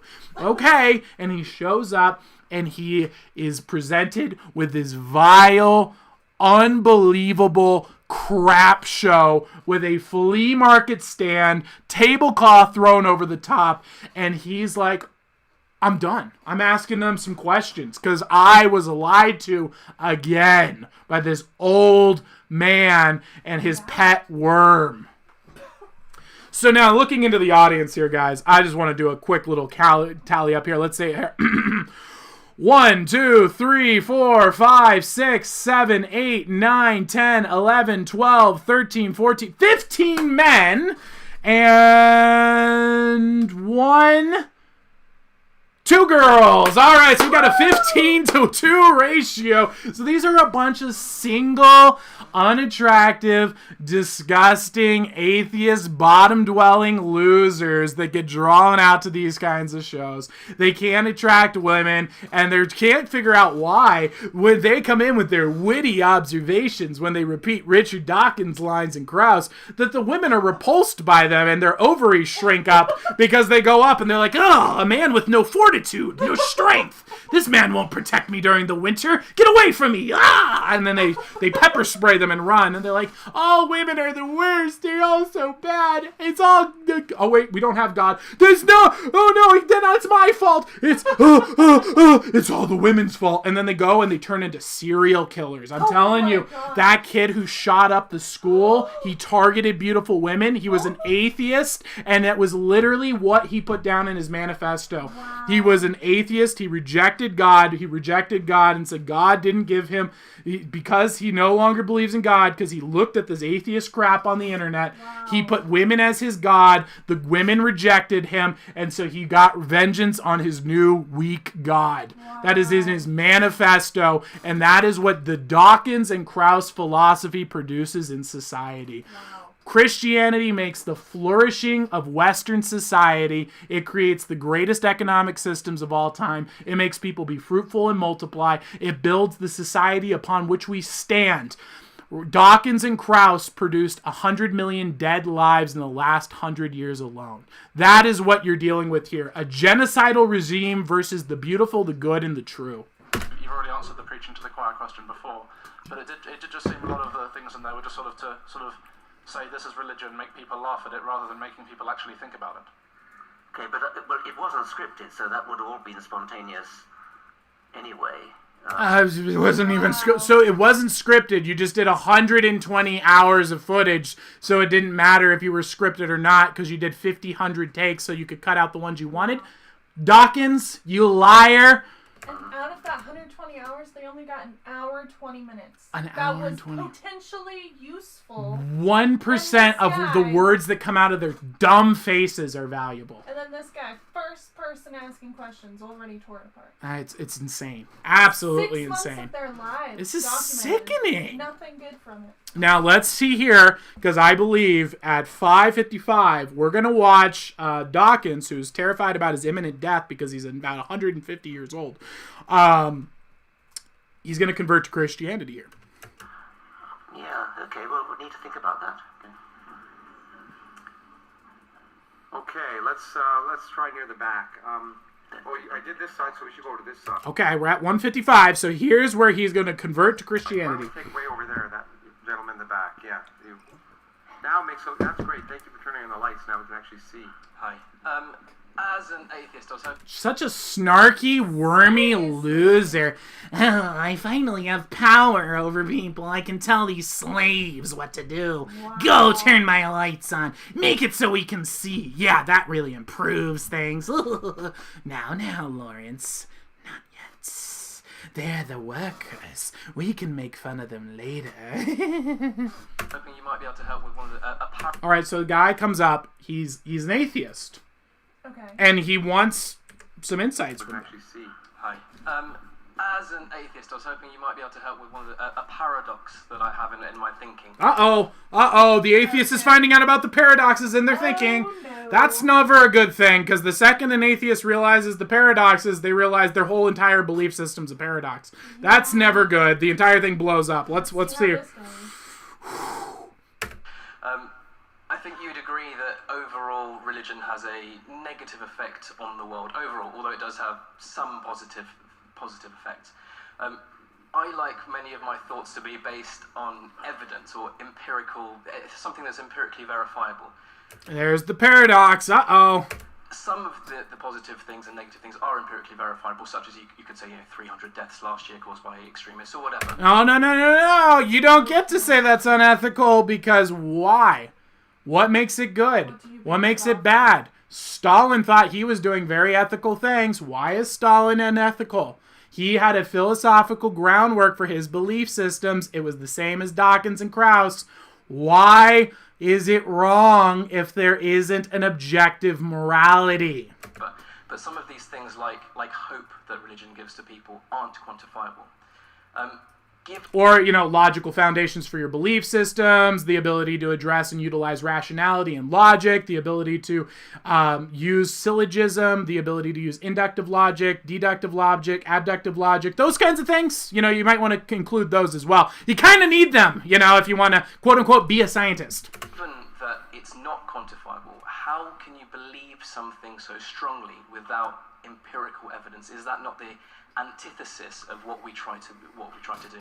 On the rare chance that you watch this video, you sad man, sitting in the dark, surrounded by your virgin brothers, just realize something as you hear the cackles of beautiful women in the background, that every thought that you just expressed requires a foundational thought based on the premise that there is truth in this world.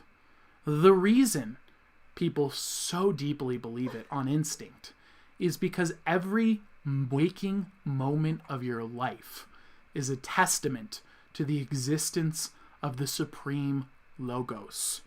You dumb man. Or as Richard Dawkins would call you, an idiot. As he later on in the show, which we won't cover, said that it's good and persuasive to call people idiots. That's how you persuade them to believe. You want to start? But it sounds as though all your thinking is based upon whether it has a good effect or a bad effect. I don't care if it has a good effect or a bad effect. I care if it's true. Oh, Richard Dawkins converting on the spot.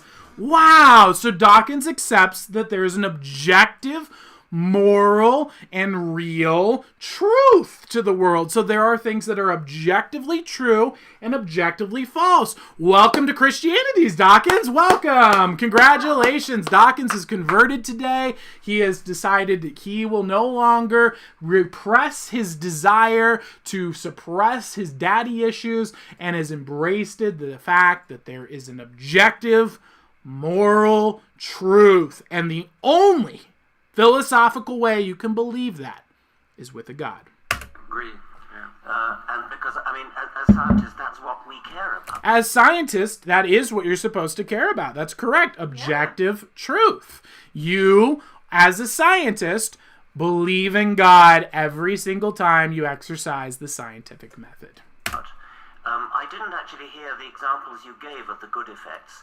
I can think of very, very few good effects indeed. Oh, really? You can think of very, very few good effects indeed. The education system, Western society, the Western thought, the economic systems, the single greatest flourishing society that's ever existed in all of human history.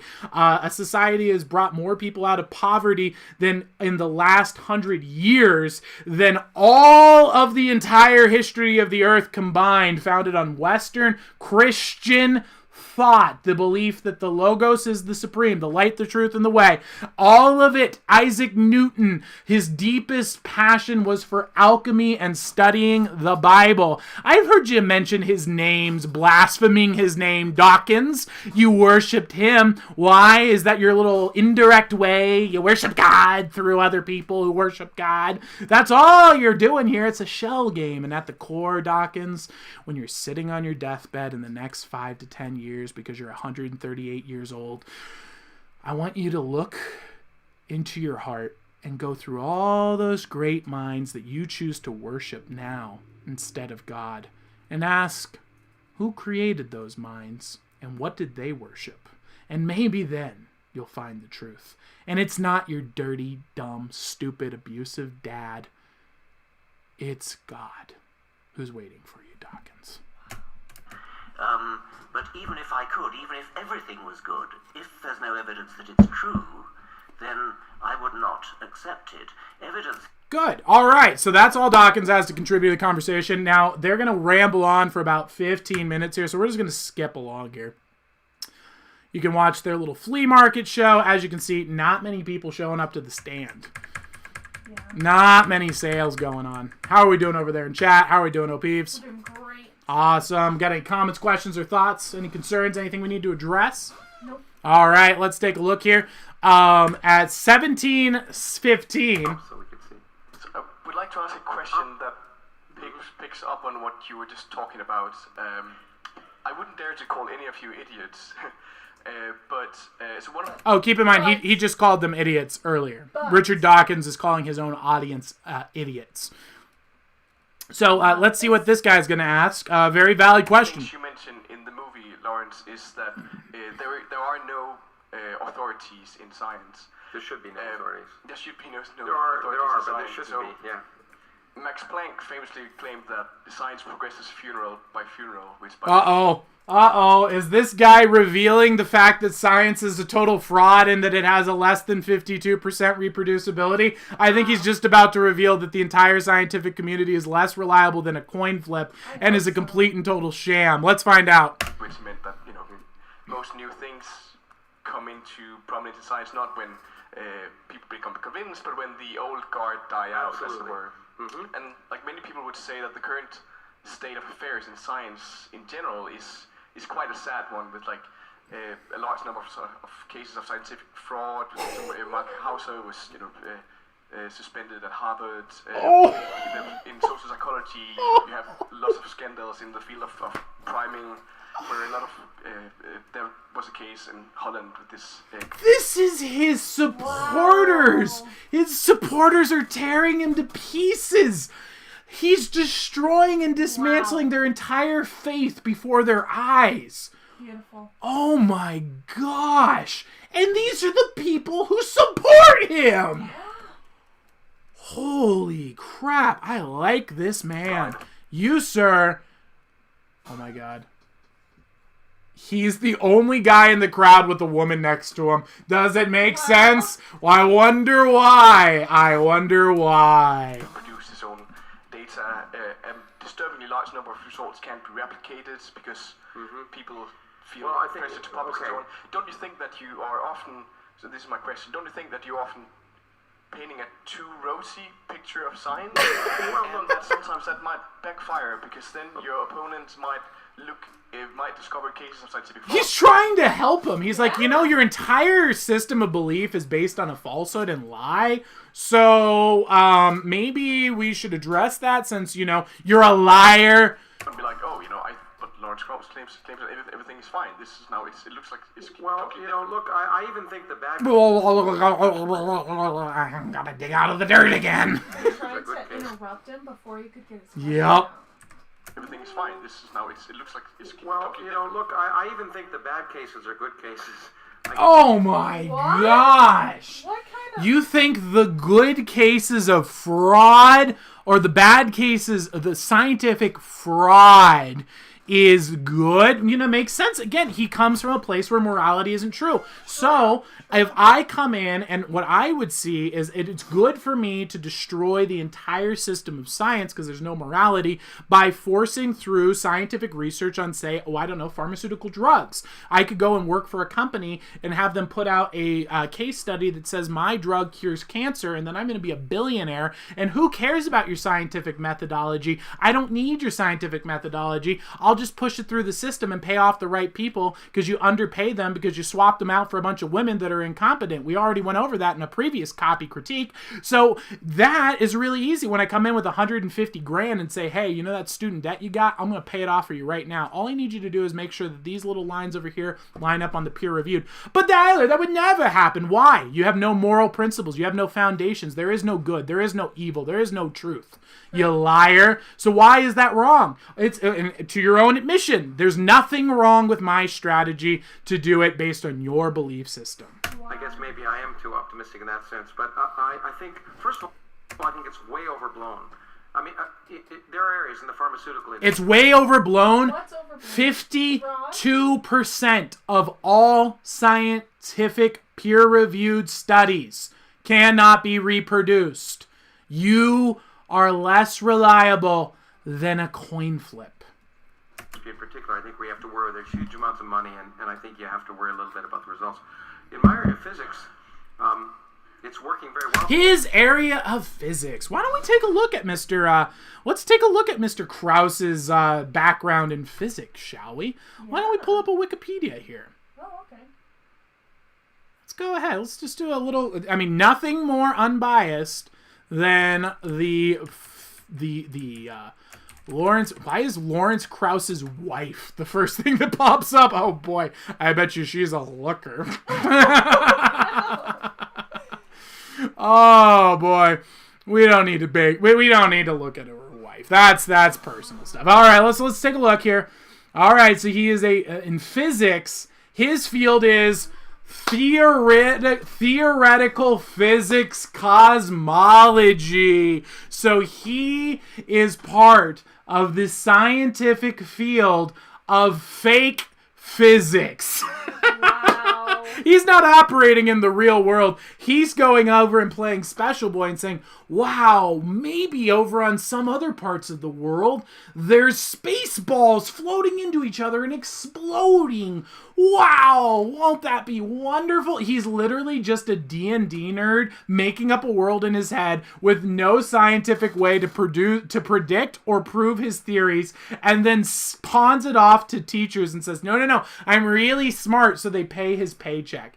He's best known for his work in dark energy and dark matter, the theories that were proven wrong. Wow. He has no leg to stand on. This guy is a complete joke. But there is something interesting you should know about him, which is the allegations of sexual misconduct. That's right. He was recently accused of non-consensual sexual advances, which is called rape activities in my book. When you make non-consensual sexual advances, that's basically this. Non-consensual means rape.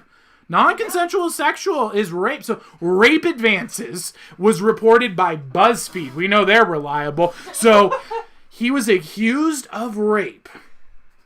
And you might be saying, well, Tyler, come on, maybe this must be all nonsense and it's all a joke because, you know, most rape claims are all fraudulent. And you would be right. Most of them are fake.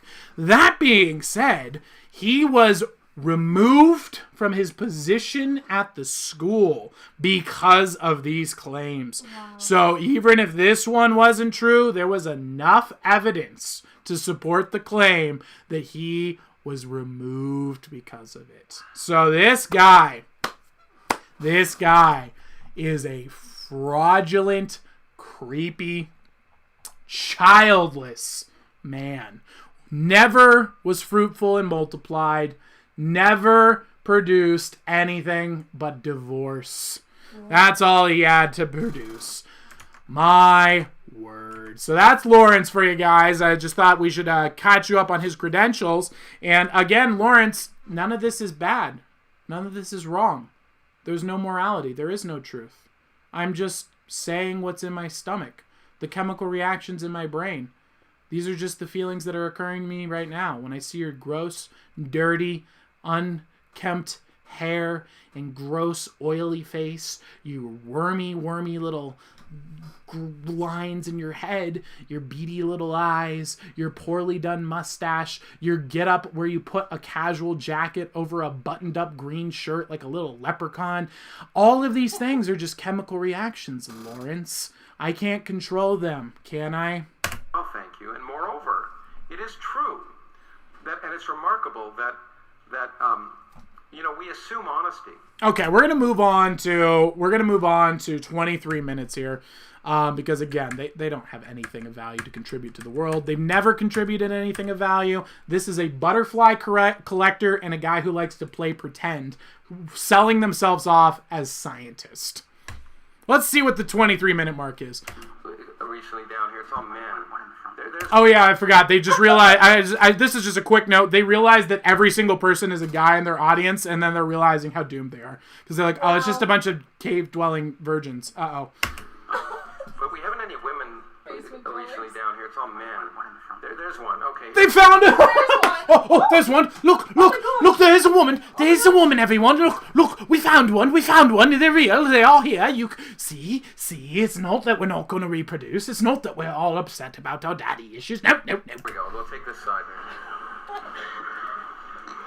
Notice that he's been supporting himself the entire time too. He is an old, haggard man. Starstruck.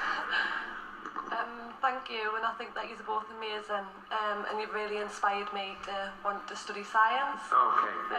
And evidence suggests that the more educated you are, the less religious you become. Okay, open admission here, boys and girls. The education system, the current education system, the more you get of it, the more it kills your soul. Is what she's saying right here, and she's saying it with dark, satanic glee. Listen to her as she expresses joy in the fact that children's souls are being murdered. These people celebrate the death of children's souls. Suggests that the more educated you are, the less religious you become. So I was wondering, would you be doing anything more like the lectures in 1991? You know, the growing up in the universe, this is to Richard. He wants her to make propaganda to poison the hearts and minds of children. Wow. That is the kind of woman that is attracted to these places. Wow. One that wants to kill them in the womb or kill them in the mind. As long as their souls are dead, she's happy. That's what you get at these conferences. A 1 in 15 conference. 15 men, one demonic witch of a woman. Sherlock Owl says evil. Evil, disgusting, sick freaks. Wow. Let's move on to 26 minutes where Mr. Lawrence, the divorcee, goes and says that he that Aristotle is not an accurate source of information. Oh, no. So Mr. Play pretends here. So the guy, by the way, just to give you a quick recap, the study of physics was invented by Aristotle. Okay. Let's go way in the back, right? That man right there. And then, I don't know, yeah, then we'll go upstairs again. Can't handle it, man. I'm guessing I'm a bit of a minority here. I'm probably the only rabbi in the room. Oh, yes, I forgot to mention. They're going to talk to a religious rabbi, the person that Dawkins just called an idiot to his face, and he respectfully is still responding and wants to give some critiques and just wants to get their feedback. So, an honest, genuine person who wants to speak to them. Obviously, he's got the wrong faith, but you know what? At least he's got some foundation. It's not like these delusional morons who are like, every day I wake up, I think, which disproves my belief system. I'm too stupid to think that through. I'd rather go and sin. La la la la la la la. Oh, why do I do good? Atheists can be just as moral as other people. Of course you can be just as moral as other people. You're cowards. You're too afraid to commit crimes. You're cowardly fools. You are the worms of society. You are the nerd virgins living in their basement, fantasizing about how one day people will just hear you say the right words and argument and they'll just fall into your lap. And it never will happen. And it shows with your religion. It shows with your relationships. It shows with your dying careers, your dying brand, your dead books. Guess which books I found at a thrift store for $2.99 the other day? Same shelf. Been sitting there for 4 months now. I like to check in on it, Dawkins, to see how well your ideas are spreading. 4 months. Your book has sat there on the shelf. And I've picked off 35 books now. You know which book no one's ever touched? Yours. Your book sits in a Goodwill thrift store and isn't even good enough for a homeless person to buy and use as toilet paper. Wow. But I'm a liberal rabbi, which may help a little bit. I was interested in the statement that you made in the film, I can't remember what point, where that if you don't buy some of the stuff, then you should get rid of it all. And I'm curious to know how that works, because part of the problem I think that you're encountering, and that is the polarization of... If there's a flaw in our belief system, then we have to get rid of the whole thing? Wow.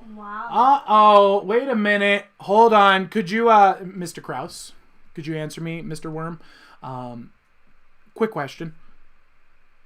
How do you know it's true? Go on. To be very opposite views, where in fact there is a lot of common ground. Clearly there is Orthodox religion which has fundamental beliefs which are basically nonsense. But there are plenty of religious beliefs, I think, that can be justified in the context that you're speaking. And in fact, that I think that bringing a liberal religious voice into the conversation would actually help make it a less polarized situation and a more... So, to summarize the very bad communicator here, what he's saying is, hey, you said to dismiss things if there's any issues with them at all. I think that there is a lot of value to be had. Maybe if you weren't so dismissive and you met in the middle, you guys could actually find common ground. Yeah. A more profitable one. I mean, for example, the statement you just made to the person up there, you should value your life and seek to appreciate the fact that's a religious statement as far as Well, it's not a religious statement. It's not a religious statement. No, We're getting called out, Mister. And you hear how quick the snake is to jump in. No, it's not, because you know this is how often he's looked up into and been in a situation. You know, his pacemaker goes. And he goes, oh, gold. Oh, no, not gold, not gold. He has an abusive relationship with himself, because you can see Dawkins is just smart enough to realize that he's wrong, but he's abused and psychologically damaged enough to where he will not accept the truth. That's why he's got this weird, bizarre love-hate relationship with truth. I disagree with you completely. Okay, completely. But that comes down to a definition of what religion is then. Yeah, well, yeah. Which I think is the point. I mean, just as one more thing, I have in my synagogue, in a sermon, I quoted the... We don't care about your synagogue. adjectives, I think it was, with which Richard I don't describes care. the Old Testament God in the God delusion. Well, because I agree with that. Well, That's the Old of course you Testament do. God. You're a decent man. Of course you agree with it. But you have to have some criterion for deciding which bits of your scripture. Go on. What are the bits? How do you decide what the bits are? Because, by the way, I don't know where you got this idea that Christians pick out the bits that they agree with and the bits they don't agree with. The entire foundation of intellectual thought that comes from the birthplace of Logos, which is Christian faith, you dummy, is the foundation that you go and you say, I don't care what the people say, I don't care what the world says, I care what is true, and I submit to it. Maybe read Thomas Aquinas, maybe read St. Augustine, maybe read Socrates, maybe read Plato, maybe read Aristotle. Have you read any of the... Oh, wait a minute, I forgot, you're the butterfly collector. You don't do real science, you go out into the fields and say, oh, look at all the little butterflies, aren't they wonderful? This one has 3 spots, this one has 4 spots. Very brilliant. You know, some woman in her backyard discovered 1,500 new species of wasp in her free time for fun in a backyard in the UK, because biology is so easy to do and it's such a just benign, simplistic form of science that children can do it in their backyard collecting butterflies. You believe, and which which you don't. Well, interesting. Just one. I'm sorry. I don't want to dominate this, but I don't want to dominate this because you guys are so pathetic pushovers that me simply stating one fact broke you, apparently, and you're going... one of the bases of liberal Judaism was an institution that was established in Berlin in the 1870s called the Hochschule für die Wissenschaft des Judentums, the Institute for the Scientific Study of Judaism. So Yeah, well, you I know, don't know what I'm from a Jewish background, so I'm gonna jump. I'm from a Jewish background, but I'm an atheist. Oh, here comes the daddy issues. Let's hear it, boy. Or, well, if he comes from a Jewish background, probably the mommy issues, if we're going to be honest here. Come on. Because I know so many people who are saying, well, you know, I'm an atheist, but I'm Jewish, and because you're allowed to be an atheist if you're Jewish, apparently. No, you're not. Was that supposed to be funny? That's literally a rhetoric point from the Nazi Germany, you freak. Ooh. How dare you? Ooh. How dare you equate the Judeo-Christian faith? No, it's not Judeo-Christian. There's Jews and there's Christians. All your little slanderous lies. You are spouting out the talking points of Nazis, you monster. Don't you dare use that tone. A Jew is a person who practices their faith. They are not a group of people. And I think the point is that that book that people read from is one book, and so there are valuable things in many books. But treating it as if it's special, I agree. Just like treating Aristotle. Go on. Dare you. I dare you to denounce the man who is the foundation of your science, you fool.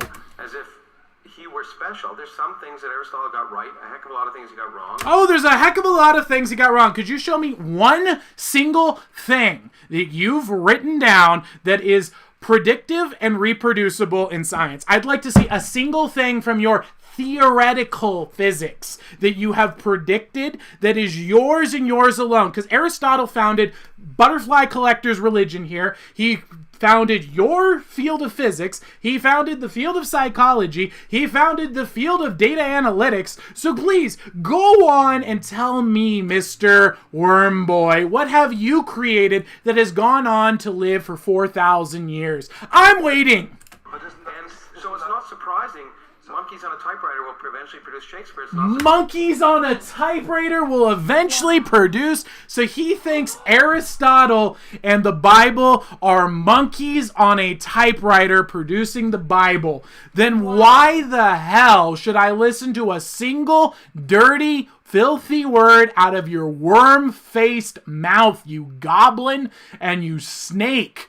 If all you are is just a monkey on a typewriter, there's no truth, there's no reality, you're just a can of fizz burning up. Why should I listen to a single word out of your filthy, dirty mouths? You monkey on a typewriter. Your own words. Some things in the Bible that are reasonable. Reasonable. You're going to go and invoke the word of reason in a philosophy that cannot have reason? It's absolutely absurd. We got one last piece here. We literally have to go all the way to 41 minutes because it's that much trash.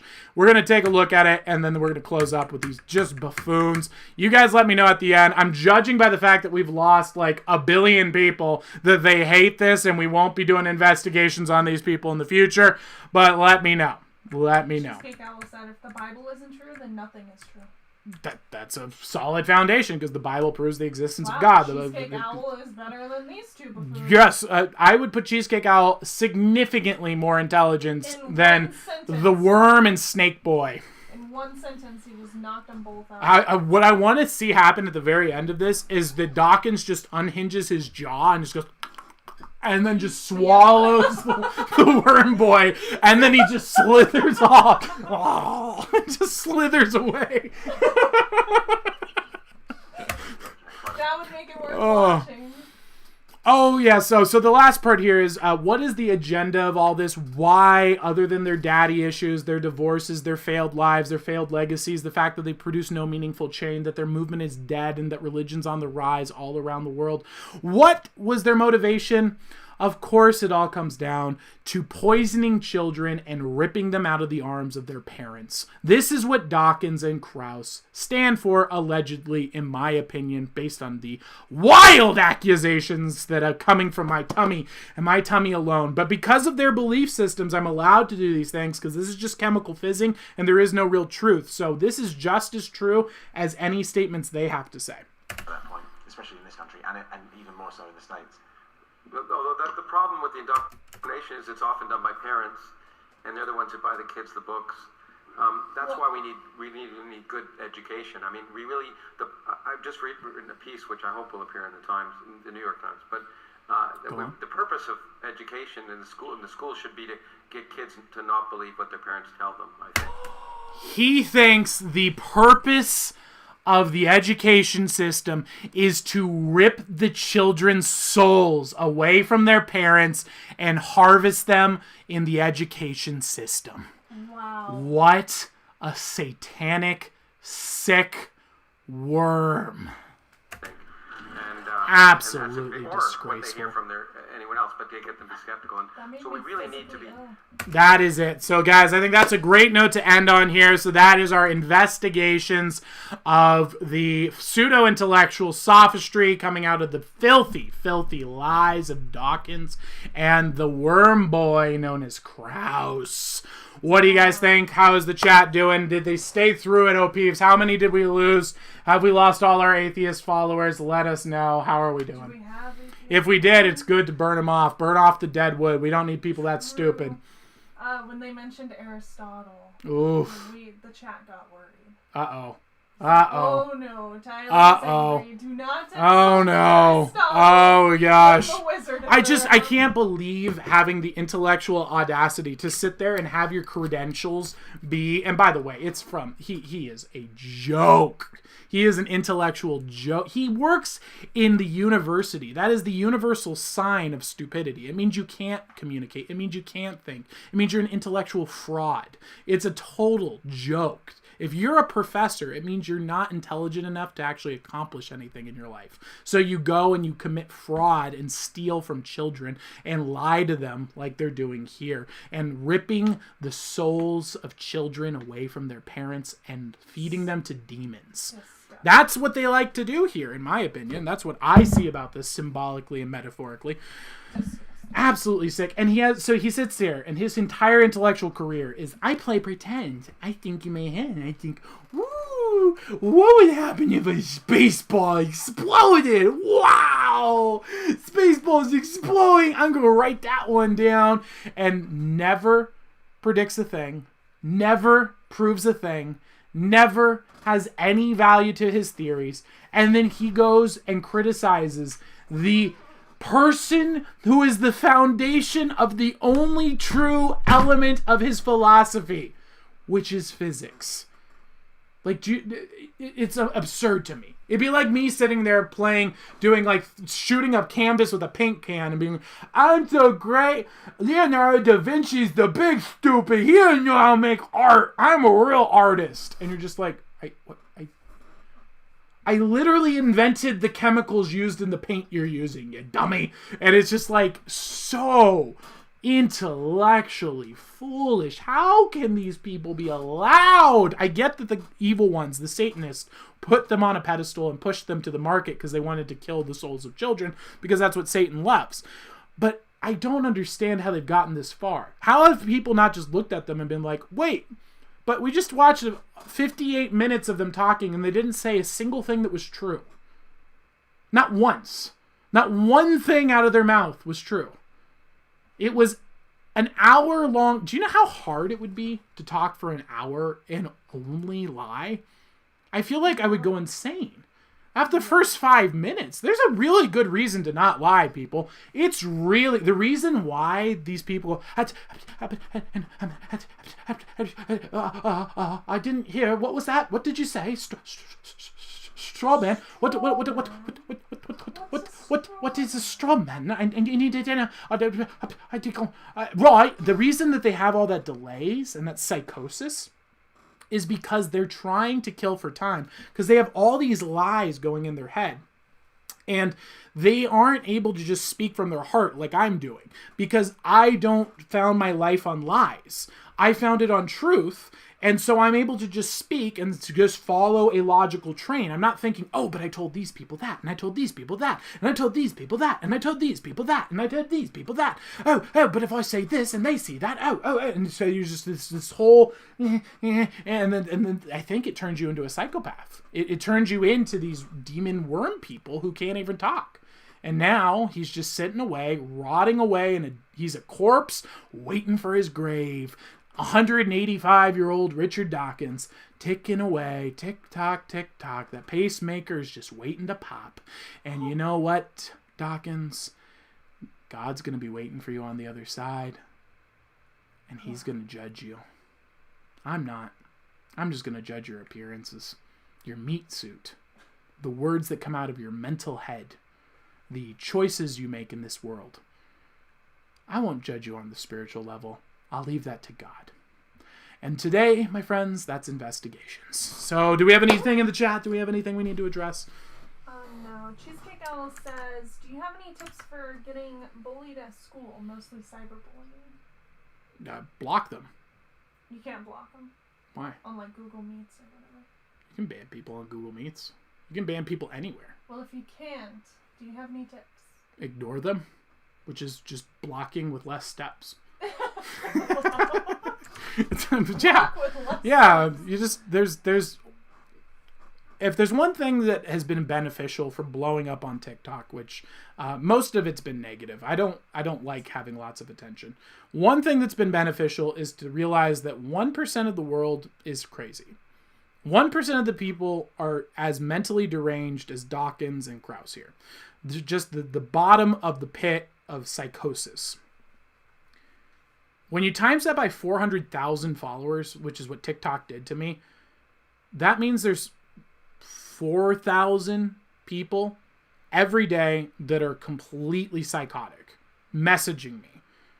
You really quickly learn that there's just people you ban in your life. You just ban them. You just ignore them. They literally don't matter. There's just a percentage of the population that are psychotic, and you just have to ignore them. They're not, you can't treat them like people. They're just like a locus. It's almost like an AI bot.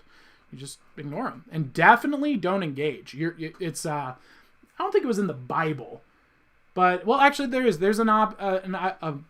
wow, I just turned into, I'm starting to adopt their behaviors from their psychosis. There is a story, a parable in the Bible, which is the don't cast your pearls before swine. So the more updated version of that parable is don't argue with an idiot, because an idiot will bring you down to their level and beat you with experience.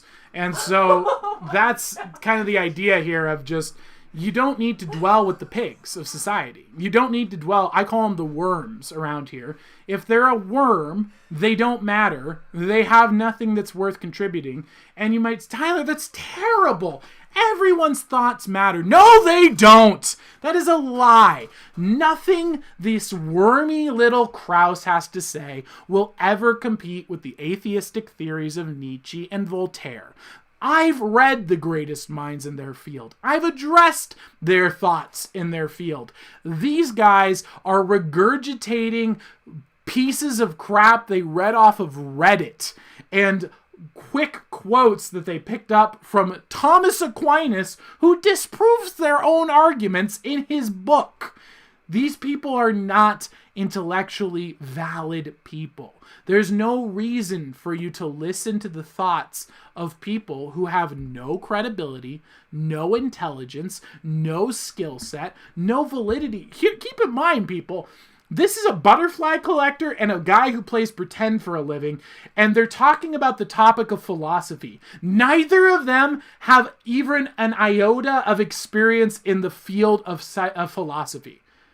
None of them. They don't know anything on paper or in practice about philosophy at all. That's what these people who are bothering you on the internet are. They're uninformed fools. Why do you care about the opinion of fools? I care when a great man tells me that the way I'm living my life sucks. When you go and read Marcus Aurelius and you say, wow, this is one of the greatest thinkers who's ever lived, and he's telling me the way I'm living my life is terrible, I am taking that very seriously. I care what Marcus Aurelius is telling me. Why would I care what a homeless man on the street has to say about my lifestyle? He doesn't have a life that's good to me. He hasn't succeeded. He hasn't broken through 3,000 years of history. Go to those people. Go learn from the Bible. Go learn from William Shakespeare. Go learn from Aristotle. Go learn from Plato. Go learn from Socrates. Hell, if you really are interested in atheism, at least come at me with Nietzsche and Voltaire so that I can show you why those are wrong. But I would love it if you actually had even a semblance of an argument, but you don't. And that's what you need to understand is there are levels of intellect and ideas. And if you're concerning yourself with the opinions of people on the internet, you're making a mistake. That was beautiful. Thank you. Cheesecake Owl asks, why did the audience didn't agree. We just lost everyone. Ew. Well, the numbers are a lie. True. Cheesecake Owl asked, why did Aristotle believe in reincarnation? Aristotle's reincarnation theory, I don't know if I think it was actually Plato who ascribed to reincarnation. But the theory behind the process is that it's not actually reincarnation. It's a cyclical thing until you get to heaven. And so the idea is Aristotle proved the existence of the soul, the eternal soul, and the existence of God, the unmoved mover. And so his thought is, well, those things are eternal. And so if those things are eternal, then they go on forever. So it doesn't make sense for them to die. Though he doesn't have the ability to then make the leap to heaven. It's well, there's an afterlife. Now Plato ascends to the afterlife, but Aristotle says, well, the mind must continue to go on. Where does it go? Perhaps it gets recycled. And so I think it's actually Plato's theory, not Aristotle's, where he subscribes that your soul is actually going through a process of trying to become less, for lack of a better word, meaty human material. And so a philosopher's goal is to get less and less attached to the material, and that it is our physical attachment to the material realm that holds us down from ascending into heaven. And so the idea would be that if you are too attached to your material body, you are not light enough to ascend to heaven. So you get to the top and then you come back down and you go through the whole process again and again until you finally are able to break through to the kingdom of God. So that's the proposed theory in Plato's book. Aristotle doesn't make it as so metaphorical. He goes more along the lines of it's the unmoved mover, and then the soul is eternal, and that he actually predicts the coming of Christ and says, you know, the embodiment of Logos itself needs to appear and confirm to us that there is a way out, because this is something that our minds cannot go past, because you're going into the infinite, and your brain can't think infinity, so it kind of breaks. Yeah. All right, so how are we doing? Are we good? We're doing good, yeah. My goodness, My all right. favorite quote by you. What? By the way. Which one? Don't engage with idiots. They'll bring you down to their level and... That's not my quote. Experience. That's not my quote. That's somebody else's quote. It's the lesson of the parable, though, isn't it? It is. It's a lesson of the parable, but that's somebody else's idea. But that is genius. That's hilarious. Well, thank you. All right. Okay. Yeah. All right. So let's take a look at the paranormal paracosm, boys and girls. Let us know, did you guys like investigations? This is something we used to do on Facebook all the time, and this is how we would get our enemies for the copy critique. But judging by the numbers, it seems like everyone really hated it. Was there any comments or feedbacks? Maybe. We are pretty late, huh? It is very late. Man, should we skip paranormal paracosm? I don't know. What do you guys think? Do you want us to? We can skip to the paranormal paracosm. That'll save me time tomorrow. Let me know. Yeah, that was an intense one. That was long. That was. Wow. Do you guys like that kind of show? Do you think it's entertaining and fun? Let me know if you guys hate it or not. Wait, let's find out. Let's get some feedback in real time. Awesome. Maybe to the Discord. Not everyone is in chat. Okay. Well, let's do our incredible video that I skipped over earlier, and wait for their feedback, and then from there, we will we'll see if we should skip Paranormal Paracosm and do that tomorrow or not, because it is. I just realized it's 11:30. Wow. Yeah, it's very. I went hard. I didn't realize I was going to get so much content from these absolute enemies. Let's take a look here. So this is a sea lion.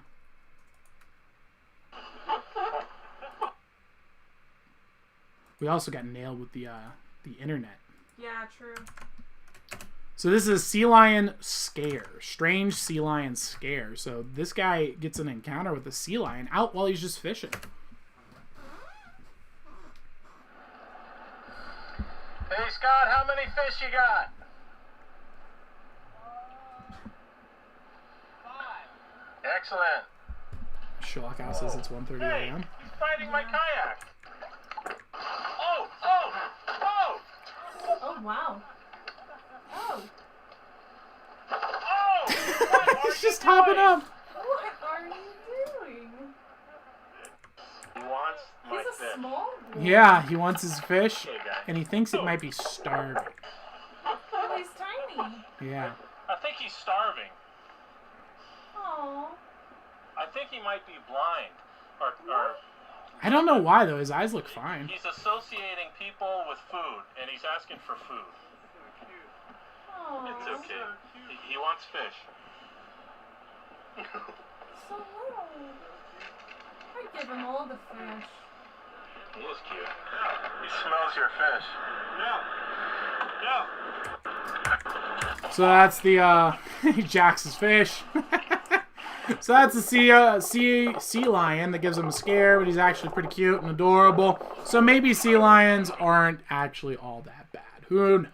I mean, that one was very small. Oh. How big they can get. All right, we got some feedback. They said skip Paranormal Paracosm. All right, okay, we can definitely do that. We'll go right on over to Sherlock Owl says they'll stay Wizard either Philosophy. way. Absolutely. All right, we'll get to the wizard readings. Time.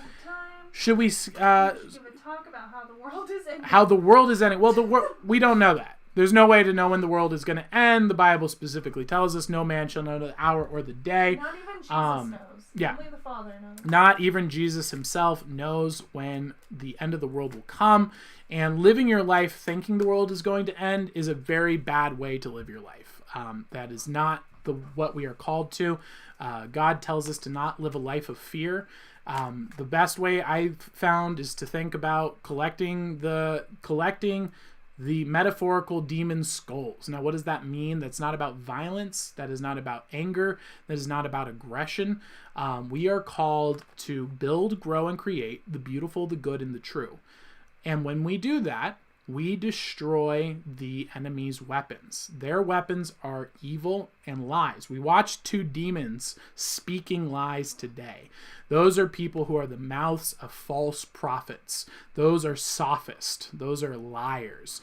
And they are destroyed when people come and build and grow and create the beautiful, the good, and the true. No one wants to go to the atheist convention because look at the people who go to the atheist convention. Look at the fruits of their labor. Go to any beautiful church, go step through the doors of any church on a Sunday throughout the entirety of the middle of America. And what you will find is healthy, happy, beautiful, vibrant communities of people that are attractive and working hard and trying to build careers. That is the fruits of Logos. Look what is produced by the ideas. And so your job is not to be an adversary to the adversary. That's called Islam. Islam is the faith that tries to make people submit to God. That is not our role. We are not God. And then you have the fools, which the foolish approach, which is the other side. That's the Judeo approach. Heal the world. We are called to try and fix the world and make the world the way God wants it. That is incorrect. We are not called to heal the world. We're not God. We can't do that. We are called to the middle path, Jesus' path. Build, grow, and create the beautiful, the good, and the true. You cannot heal the world. You cannot make Satan submit to God. What you can do is build God's kingdom here, live out his principles here, and wait for the Calvary to arrive. It could be 1,000 years from now. It could be 13 minutes from now. Live your life as if it is 1,000 years or 13 minutes, because it doesn't matter. It's about building, growing, and creating the beautiful, the good, and the true, in whatever capacity you can. That is the philosophy of Christianity, and that is what we're called to do. We can't go and just be violent. We're not supposed to be violent people. We are called to be better than that. We can use violence to protect ourselves, self-defense. That's the only thing that we're called for, though. Sell your cloak and buy a sword. Got to keep yourself safe. Got to keep your community safe. But we aren't supposed to be panicking and stockpiling for the end of the world. That means you're attached to the material realm, as Aristotle and Plato put it. You shouldn't be attached to the material realm. You should be attached to building and growing and creating the beautiful, the good, and the true. And what does that mean? It means to make something that honors God. Not yourself, not others. You're building it to try and make something that's worthy of being placed in the kingdom of heaven. And you're going to fail. But that's what you have. That's our lot in life. That's what God tells us to do. He tells us our purpose in the beginning of Genesis. We're supposed to make something so good, so perfect, that it would be worthy of the kingdom of God. And you probably will never achieve that. And that's what makes it so beautiful to be alive, because there's always a place for improvement. That's why you see Dawkins, his works failed. It's a collapsed fall. None of it's beautiful. He's completely degenerated. All of his efforts, nothing blossomed. He was a flash in the pan. He's a dead thinker who has no ideas that will all be washed away within the next 20 years after he passes away. You know who didn't do that? Aristotle. True. Socrates. Wow. Plato. Even dirty old Nietzsche. True. Those people are around and will continue to be around, and Dawkins will fade away and never be spoken of again. That is what happens when you worship this world versus worshiping the truth. And even at the core of what Nietzsche did, he was still trying to get at truth. And that's why his stuff resonates. He got to the principle of faith, and that's why it's still here. Cheesecake Owl would like a reading on promotion. Okay. He said, my mom told me to do a sport, so I'm doing professional wrestling. And Nice. his instructor said a guy from a wrestling company in New Jersey wants him to wrestle for his company once he turns 18. Nice. He said it was I guess it's a promotion, even though it's 3 years away. He's Jersey bound. Nice. All right. Wrestling's a really cool sport. Did you know Plato was known for being a fantastic wrestler? Here's something that's very odd that most people don't think. You think Plato, he's Mr. Smart Guy, right? Probably just an old man with a beard. Plato was ripped. He was like bulked out. This dude, they would say that he could go into the Colosseum and wrestle with the best of people. He was not the best of the wrestlers, but he was able to put up a fight against some of the best wrestlers of the time. So he was a legend. The dude was ripped. Yeah, and Aristotle was still fit, but nowhere near like Plato. Plato was like almost like Uncle Ira. Like when Uncle Ira goes and works out in the gym and he just comes, he's like, oh, that was Plato. Yeah, he was nuts. All right, regarding promotion, let's take a look here. Okay, we got the King of Pentacles popping up. So the King of Pentacles is about knowledge in the material. So what this represents is being in a situation where we are gaining new wisdom about the material world. So what this is telling us here in regards to your promotion is that this is a time to be gathering real world experience. So we want to start practicing and making sure we're getting good. And also we're not wanting to set our beliefs and our goals and objectives on this 3-year out promise here. But instead, let's ask ourselves, do I enjoy what I'm doing? Am I inspired by it?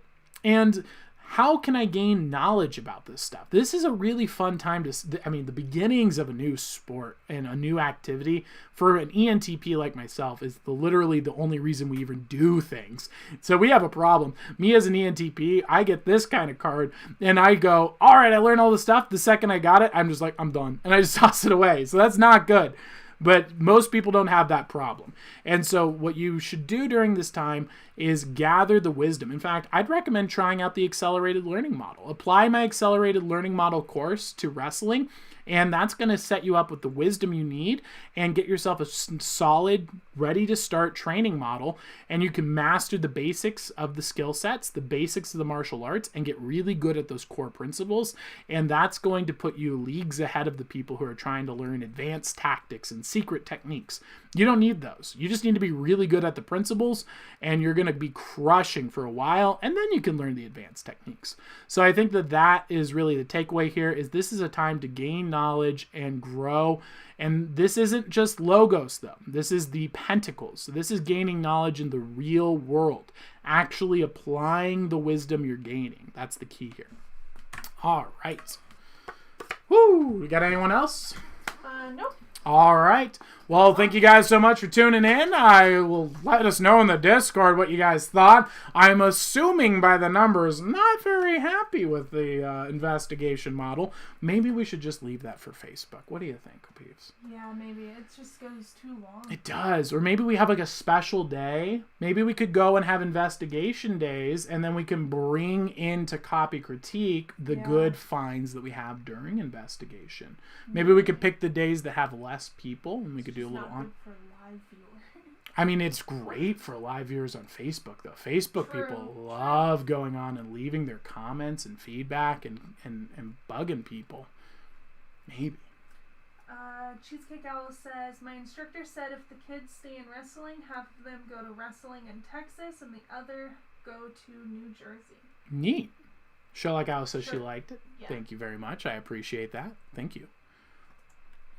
Yes, the pirate ship is a fun component of this show, and we need to bring it back because that's how I find content for the show. So for those of you who are not aware of the years of legacy behind what we've done here, we used to do, this entire thing was exclusively on Facebook. And so on Facebook, I would go into my group and my page. We would live stream there, and we would go around YouTube and find videos and sail on our pirate ship and capture and go over the seas and find content. Now, the pirate ship was a newer addition. We just kind of jokingly called it a pirate ship, and then we had the wizard streams, and so it was like a combination of interactive reading and donations and finding content, and it was just a lot of fun. And then the good stuff we would bring over and either make into a video or for YouTube, or we would go and go into a detailed lecture on Facebook in the evening. And so so that process allowed me to go and research content out that was kind of hit or miss, but it was more casual and laid back on Facebook. And there really isn't an archive of it. There's a little bit of an archive, but not really. And so I want to figure out how we can incorporate that so that I can bring the videos to YouTube, because now that we went big on TikTok, we blew up on YouTube, now we can stream to YouTube, and so there's a whole bunch of stuff that's now open to us. But that's more or less where we're at. So let us know. And again, variability, I get it. There's, maybe that's not what you guys like or want. Let us know. We want to improve and make a good product for you. We want to listen to the audience. Obviously, I'm going to continue to invent and try new things for you guys, as a good wizard does. But your feedback helps with that process as well. Let us know what sucks and what you like, and we will improve accordingly. All right. So with that, do you have any other questions, comments, or concerns, OBs? Anything we need to address? All right. Well, thank you guys so much for tuning in. Thank you for supporting the show. And we will see you again tomorrow. Same place, same time, Monday through Friday at 8 p.m. Pacific Coast time. And we'll roll out with the pirate intro today. Ooh. Outro. That's true.